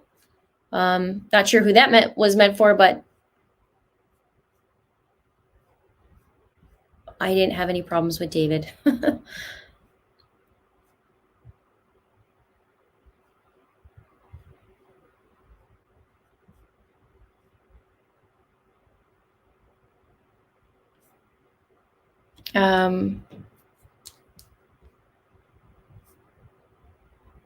Let's see. All right, let's see what else we have on here. Oh, yeah, here. Mr. Pryor's talking. Oh, remember when I mentioned earlier about Mr. Pryor asking Melanie Gibb about, do you have an auditory disorder? Then he was actually asking David if Melanie had an auditory disorder. And then I just about said Charles. Rob Wood objected. Sometimes I did a side-by-side a couple weeks ago in my community tab because he just kind of reminiscent a little bit about Charles to me. And then he was trying to pull the, hey, David, did you have difficulty hearing the conversation as well when you were at Lori's house? Mortgage Gal says, I think that Alex became the next victim when Melanie told Lori over the telephone what Alex said. JJ will never be found. She told him that, and I love that you brought this up, because she told him that on December 8th, or on the phone. They were talking about that. And then December 11th, December 11th, Tammy was exhumed. And then December 12th, Alex died. So you bring up a really great point. Okay, Kresha, hey girl, how you doing? David was wearing a hearing aid. That's what I thought, because when he first sat down, he did one of these, and I thought, I was wondering if he wore a hearing aid. How are you doing, Kresha? It's nice to see you. We were rooting, obviously, for Larry and Kay, and he did one of these today. We were all with him. And we shook our heads the same time they did as well. So nice to see you. Bev says, Lori keeping that money of Tylee was fraud. Yep. My husband's mom died December 30th, and he had to return her pension for the whole month of December. This is Canada. Yeah, I'm in Canada too, so I don't know. Well, I know a lot of things are different down there, but fraud is my understanding. So we'll see if they get anything.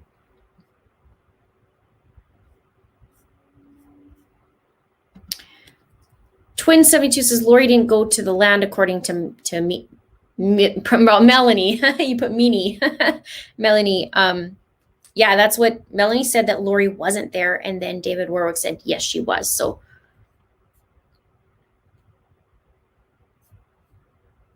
there we go. Hugs and prayers and so much love and support for Kresha. Lots of love from here.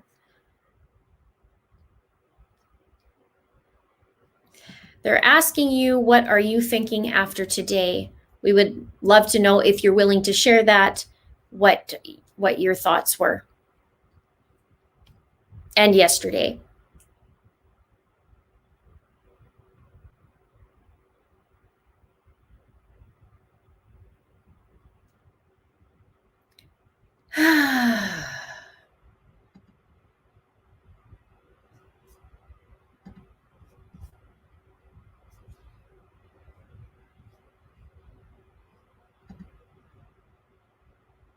Okay, just making sure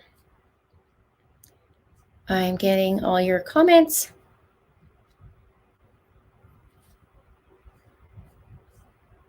It's too bad I couldn't try and highlight on a comment. I mean, I can highlight it to bring it up, but highlight it so that I can, if there's somebody I'm actually purposefully looking for.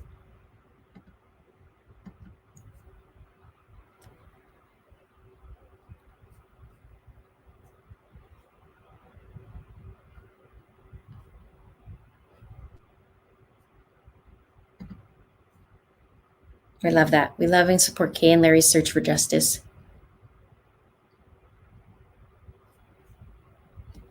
Okay, so while that's going, what else do we have, you guys? The telemate system, we talked about the phone call. The overview of the property. Yeah, I think I went through this. Oh, it was when they talked about the clandestine grave. I talked about that too. So.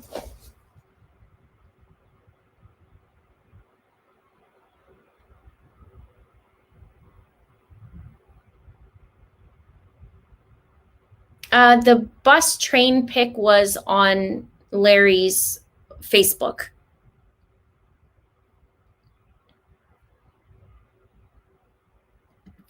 Natasha says, I get too emotional at it's a crime. I don't know how you do this.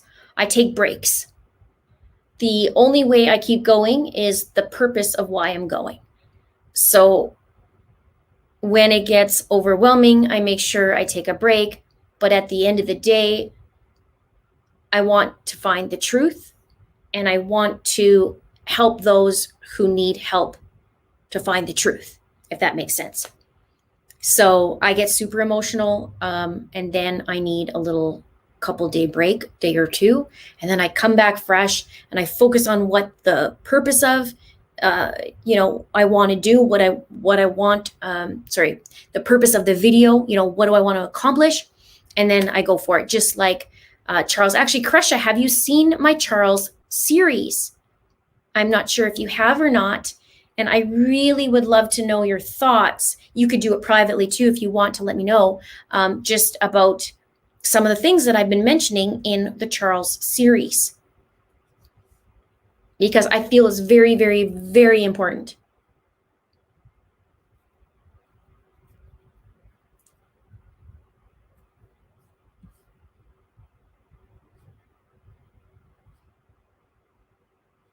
And I just got to make sure that, did Kresha answer? Oh, there we go. Yesterday was tough hearing the details of their remains, although I had already read about it. Nothing prepares you for that. I agree. My parents purposely didn't want to know, but found out live yesterday. Ugh. I'm really, really sorry. I can't imagine for them. just for me was, I blubbered. I blubbered like a baby, and I didn't know them. And so I just send lots of love to you guys, because there's no way to hear it, nowhere to find out. It's bad enough to find out, your loved one died, and then to hear that. So I'm really sorry. And I know it affected other people as well in that room and, around. So we just send lots of love. We're after the truth, and we're after justice. And they can't walk away. They can't walk away.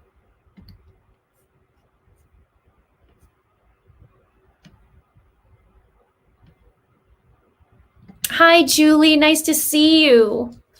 Love you too.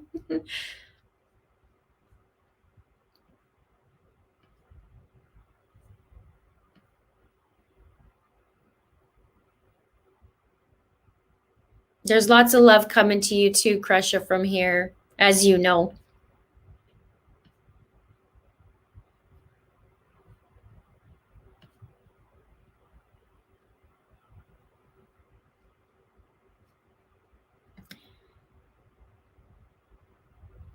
Oh, yeah, like they knew somewhat, but they heard the gruesome details as it unfolded yesterday.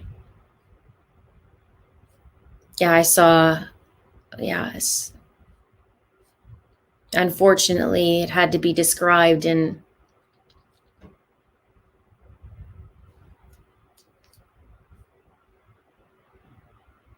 Crusha is Charles's niece. So Charles is Crusha's uncle.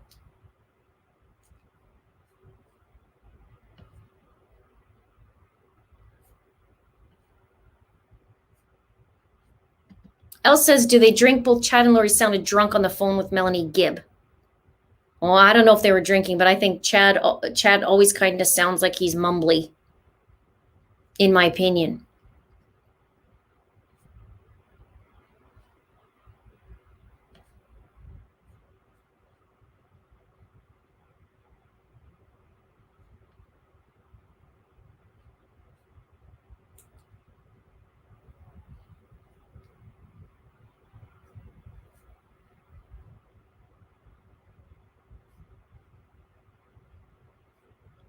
Lots of love coming to you. I'm reading all the things. I should probably pin them. Yes, we all send love.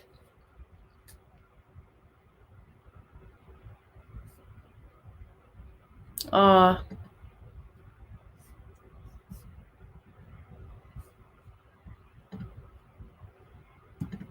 Yeah, see, I can't even read that.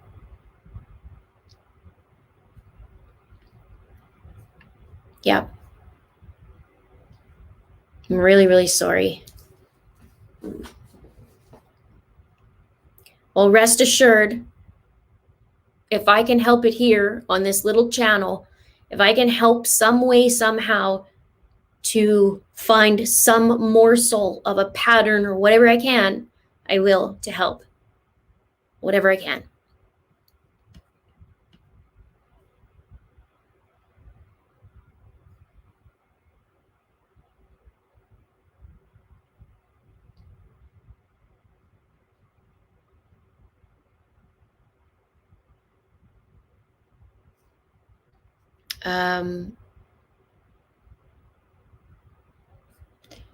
Chad sounds like he's not all there.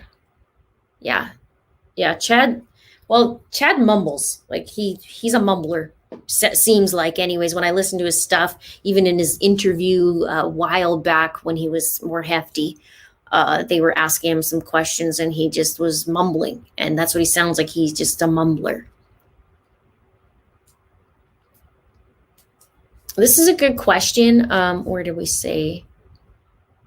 T Buttercup says, think they were planning on framing Melanie. I wonder that. I did wonder that, because we saw Melanie go on from the 19th to the 23rd. And I did wonder, because there was mention about throwing her under the bus from Alex, and also the timing of it.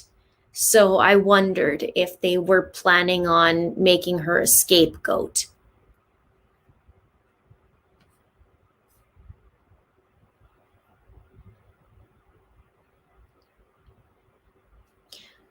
Jody says Lori had 3 phones. Was one of them Alex's that she had in her possession? I don't know that, but interesting that you're saying something like that.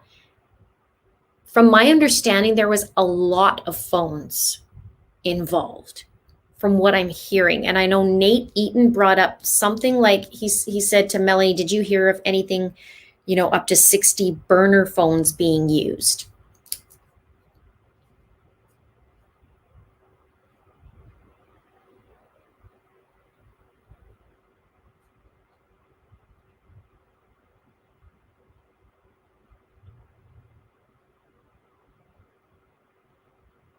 John says, Chad responded once to a comment I made. What was your comment and what did he respond? Was that the one where the person's name Chad Daybell? Literally on the comment?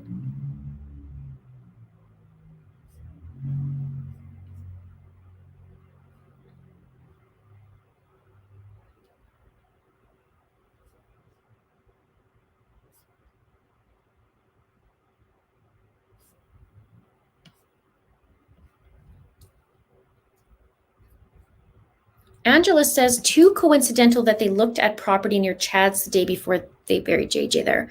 I'm wondering about this property, what was going on. It could be that they were just, taking a look for maybe preparedness purposes. I don't know. I would have loved to hear more about what they wanted to do with this property or look at, to buy and that kind of thing. So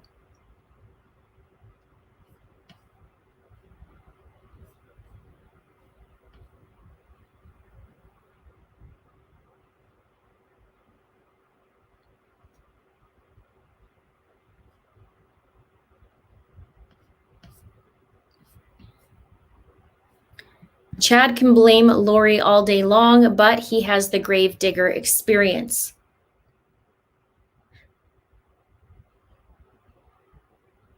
Yeah.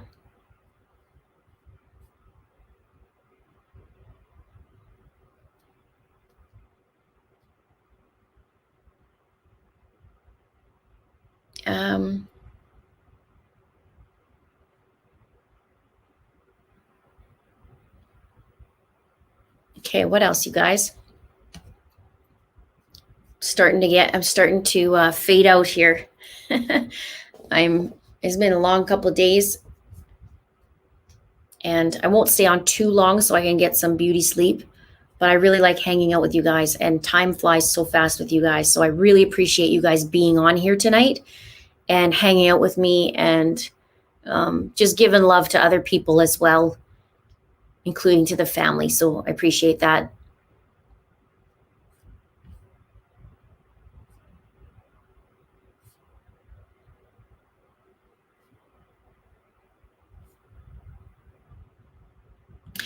Kresha says, I about fell out of my chair when the telephone thing evidence was coming into play. Yes. Here's something just to be light. I drank a lot of water and I'm going, oh my gosh, hurry up. I have to go, hurry up. And then they're like, oh, technical difficulties. Like, yes, run and come back. Like, okay, I think I'm good for a little bit. But yeah, all that evidence, the telephone with the telephone call and that was a huge thing today. I did, and I know, Kresha, you have a great sense of humor, so I'm sure you were laughing at a couple things with Mr. Pryor and Snap showing and objecting on his own question. I had to have a laugh on some of that. I thought that I laughed right away. He was getting so feisty this morning, right from the gate. And I know you have a good sense of humor, so I'm sure you were laughing at a couple of those little tidbits that was coming out. But did you see Chad's face? Did you see Chad's face when the phone was playing? There was he was very quiet today. Yesterday had some stupid laughs and smirks on his face. Let's see if I can, that phone call. Oh, that's pretty much. I don't know if I could do an accurate representation, but it was something like I can't do it. But it was just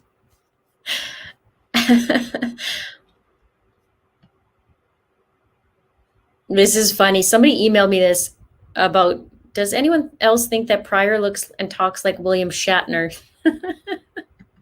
Actually, I took a screenshot today. Let me see if it worked, because he looked like another.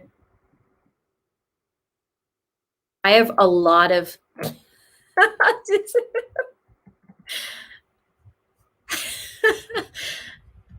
You know, we talk about such dark things.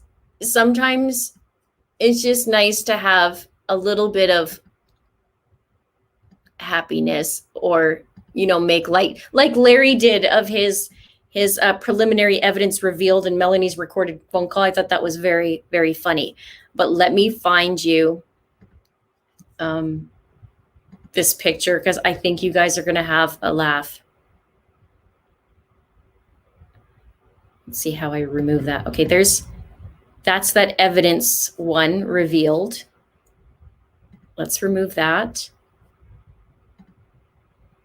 And let's see if I can share the other picture.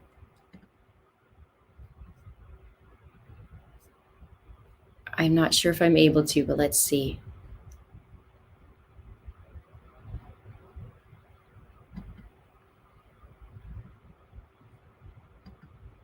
Shoot, maybe not. It is so funny. Oh. Sorry, guys, just hang with me here, because it actually makes me laugh pretty good. And if not, I'm gonna I'll send it to my phone so that I could actually show you, because I don't know why it's not working, but this is gold. Let's see if I could actually send this to my phone. This is gonna be worth it, I promise you. Somebody was saying, they said to me that he looks like William Shatner, and I can't unsee it. But then I had another picture. Okay, check this out, you guys. I don't know why I'm laughing. It must be getting late, but maybe you guys will have a good chuckle too. Ready?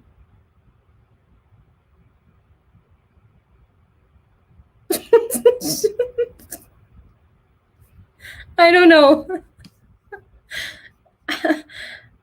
Hopefully you guys saw it.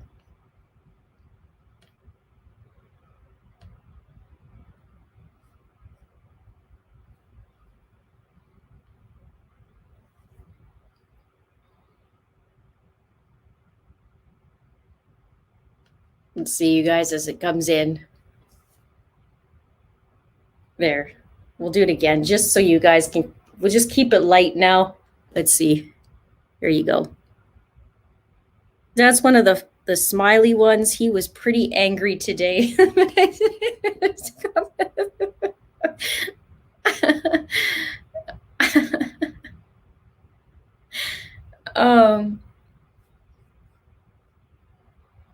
Yeah, I am getting the giggles now.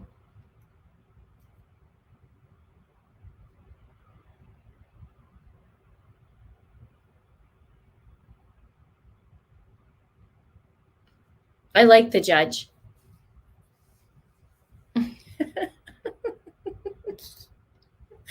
You guys, it's been a long 2 days, so please forgive me for my laughter. Some people don't think I should laugh at all. But it's not disrespecting anybody. It's just, sometimes I want to talk about something different and just lighten the load a little bit. I spend hours, so,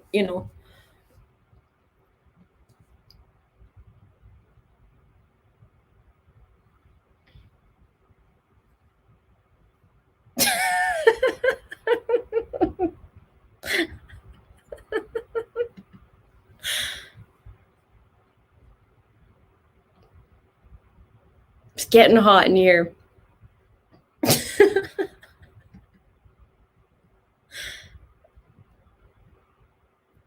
Okay, let's see. Wait, I got a new fan, so let's see if you can hear that, even if it's higher. It's starting to get a little bit loud.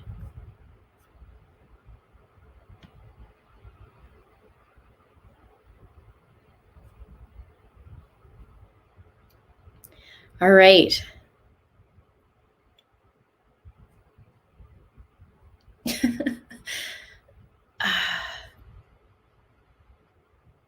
Tweedledee and Tweedledumbbell. I called them what did I call them in my last video? The Three Stooges. River Vegan's asking if I'm still vegan. Yes, I did have some fish, so I guess technically not vegan, but I eat 99% vegan. Now, somebody actually said in the comments, legit, they're like, Linda, you need to go to Five Guys Burgers and eat a burger and fries because you're losing too much weight. And then I got one comment saying I look like a man. So I was like, that was interesting. And all of my years, I won't say how many years, but in all of my years, I've never been called that I look like a man. Never, not once. Never, not once.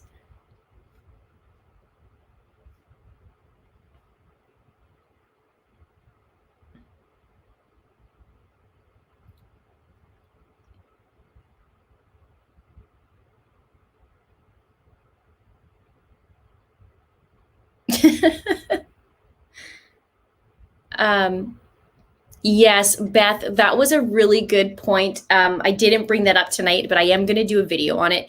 And you said, so your question is, did you discuss that Melanie Gibb and Lori conversation where Melanie said to Lori, we all know you have lots of natural desires. Yeah, she goes, well, honey, we know, something like that. Well, honey, we know you have natural desires, or I wrote that down as well. And I will cover it a little bit so that it's not all over the place tonight. I can't find it, but I will cover that.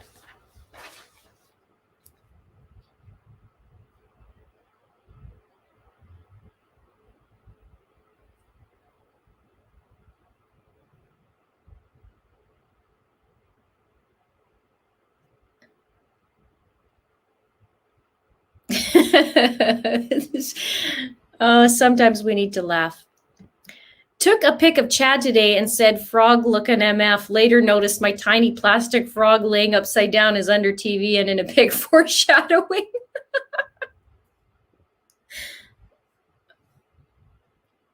You guys are great.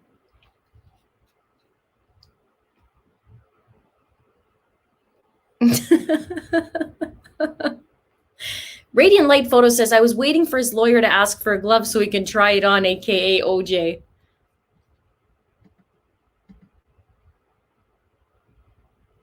Okay, Deborah, you make a good comment too on here. Deborah says, Melanie and Lori talked about scripture referring to hiding under or behind a rock. Then JJ is found under a rock.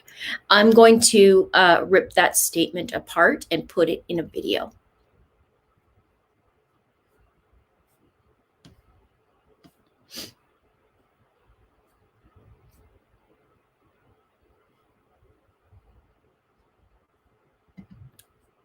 Dr. JJ London, UK says, hi, Linda, do you know anything about the rumors that Alex and Lori were involved in smuggling drugs?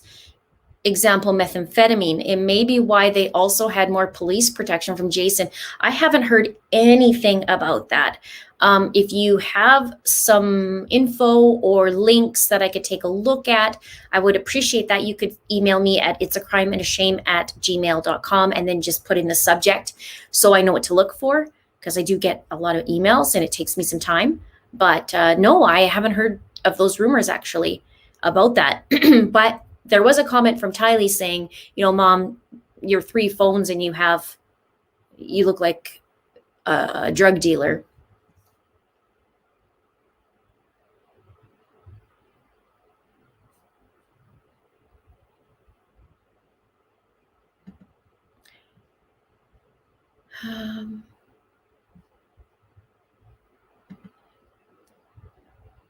Just a precaution, Linda, when you do all these deep dives, be sure to come up slowly so you don't get the bends. I know, holy man. When I go on a deep dive video And especially if I'm doing timeline or what they're saying, I make sure everything is right. And, obviously I want it to be as right as possible, and I want it to be true and, factual. So, but I also take everything and I want to make sure I'm not missing anything. So, I mean, that video a couple of days ago, my part 1 on Charles was 18 hours for a 1-hour video. 18 hours. So it takes so much longer than even I would think it would. Because I even say, oh, this shouldn't take too long, maybe 5 hours. And then I'm going and going and going and going and going. So I try and piece it together and make sure everything. And then I also review it so I can see what I see in the patterns and make sure I'm not missing anything, or make sure that I'm coming at different angles. That's why I think it's really, really important for Charles in his series, so that I can come at from different views, from different people's statements, and then try and put it all together and see if there's anything else. Kind of like me feeling like Chad was there and Chad was part of Charles.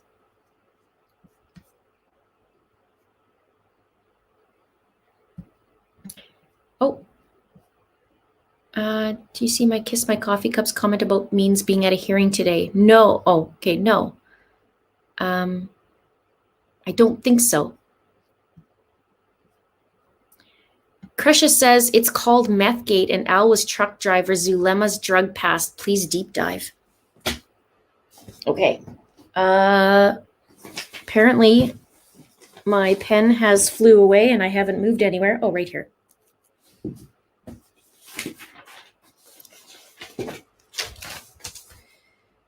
Writing it down. I knew he was a truck driver. I knew of Zulema's past from a while back. Okay. I will look. Thank you.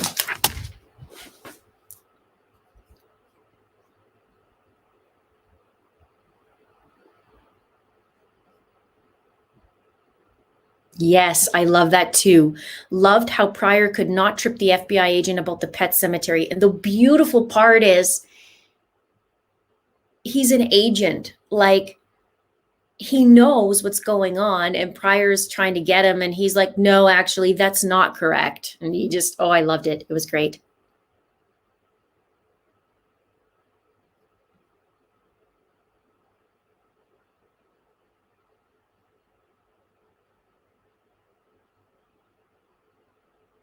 Of course not.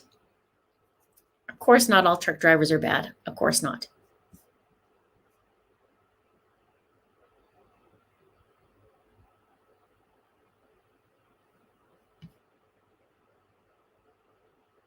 All right. How are we doing here, you guys? You guys doing okay?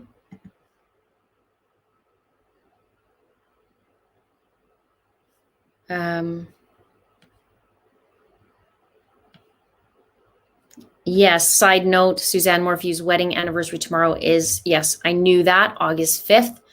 I needed to still do a video as well. Maybe perhaps I could do that one tomorrow, but I want to make sure I'm right.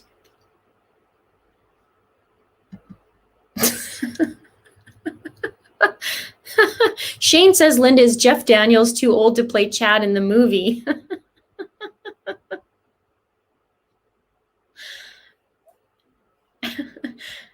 No. No, he's not.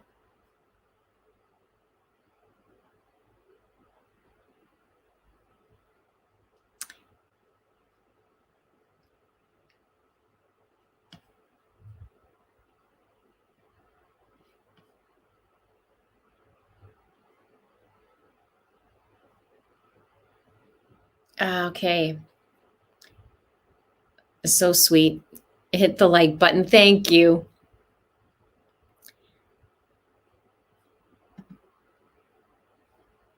Kresha says, I will email you the info. I have beautiful. Thank you so much. I appreciate it.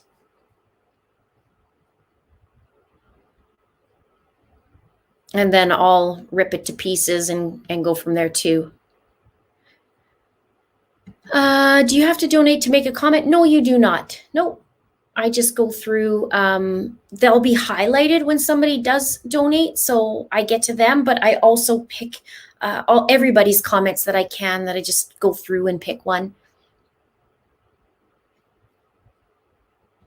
Missy says, Linda, has everyone forgotten that Chad is still under investigation regarding a missing 14-year-old girl missing from where he was a gravedigger?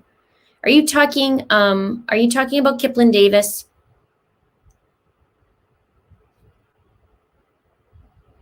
Exactly. And no, not all truck drivers are bad, but we are talking about the shady cult, group or combination, I will add.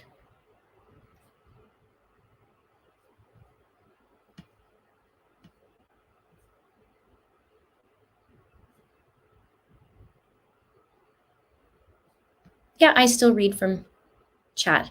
No, Patrick is asking, is Kresha Zab girl? No, Kresha is Charles's niece and Kay's daughter.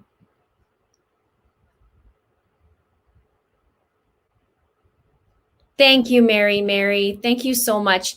You're welcome to ask some questions if you want, or just say some comments. Thank you so much.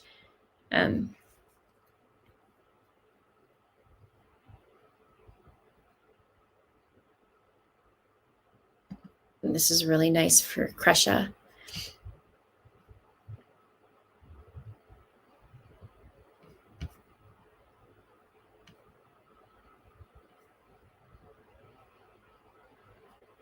Yeah, secret combination. If you haven't seen that video, go check that out.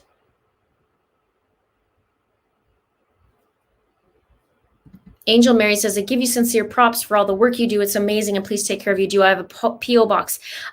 Excuse me. Email me, and I'll email you my P.O. box number. Thank you very much. I will take care of myself. I've been going pretty hard, so I might take 1 or 2 days, and then,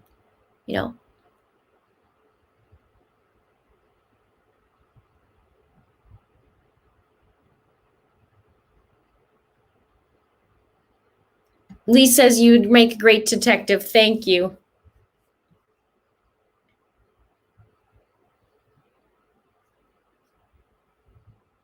Teresa says, I'm waiting for someone to say they found prints on the duct tape that was used in JJ. I'm hoping that there is some telltale evidence that will pin them.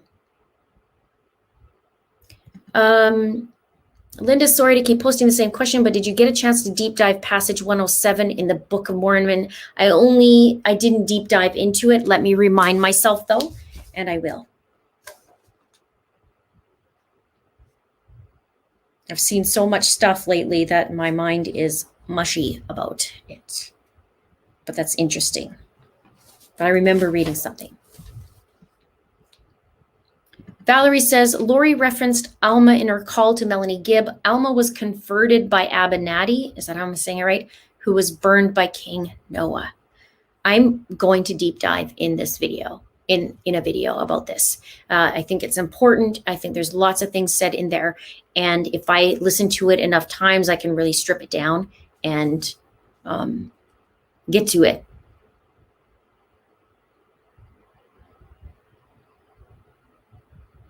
There we go. Keep wondering about the empty apartment on 107, don't I?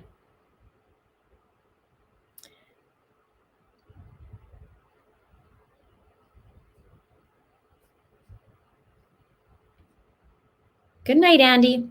107 as in the apartment too. Yeah, 107 was one of the apartments. I can't wait to see what they have in their bag for Monday with Lori. Will Monday be the same for Lori? It should be. It should be. So, and that's Monday and Tuesday. John says, I think the prosecution has a lot more charges coming and more ammunition against Chad and Lori that the defense doesn't know about yet. Yeah, I feel like there's more things coming down the pipe.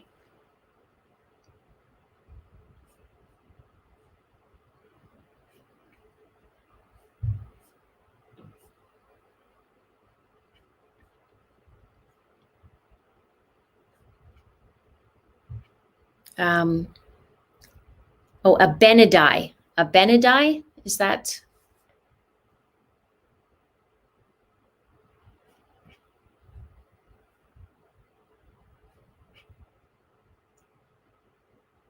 Abinadi. Okay, thank you guys. All right, you guys, I think I'm gonna pop off so I can go have a sleep.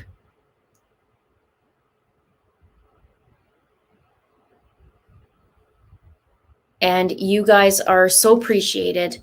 And I'm so thankful to hang out with you guys tonight and last night. And definitely watch for more videos this week. I'm going to do a couple videos on what, some deep dives a little bit. And then I'm going to keep going in Charles because we want justice for Charles. And we're going to start doing interviews as well. So we're going to have some people on, and hopefully I can get a little help as well. In terms of, I want to do a couple things on the live stream. So we might do that, but we are going to have some interviews, and maybe I might even do a poll to see who you guys want first, that kind of thing. We're going to do some of that. And yeah, pretty much that's what's going to happen in the next month. This month is crazy for court cases. We have Chad Daybell. We have Lori Vallow Daybell. I don't want to say Vallow. She's Lori Daybell. And we have Megan Fieramusca in the Heidi Broussard case. We also, I saw something for Letitia. So I got to double check if that's still happening. And then, yeah, August is going to be crazy. So we're going to get to the bottom of it, and we're just going to keep doing the videos and not stop until they get slapped with some new charges and bigger charges. So, and Maui Girl says, I hope PE is going to be on your channel. Yes, they are. So it's going to be wonderful. I can learn a lot from them, and we have some great chats. So thank you so much, you guys. Thanks for supporting me. Thank you for watching my videos. I super appreciate you. And I will see you in the next video. Have a really, really great night. Love you all. Bye.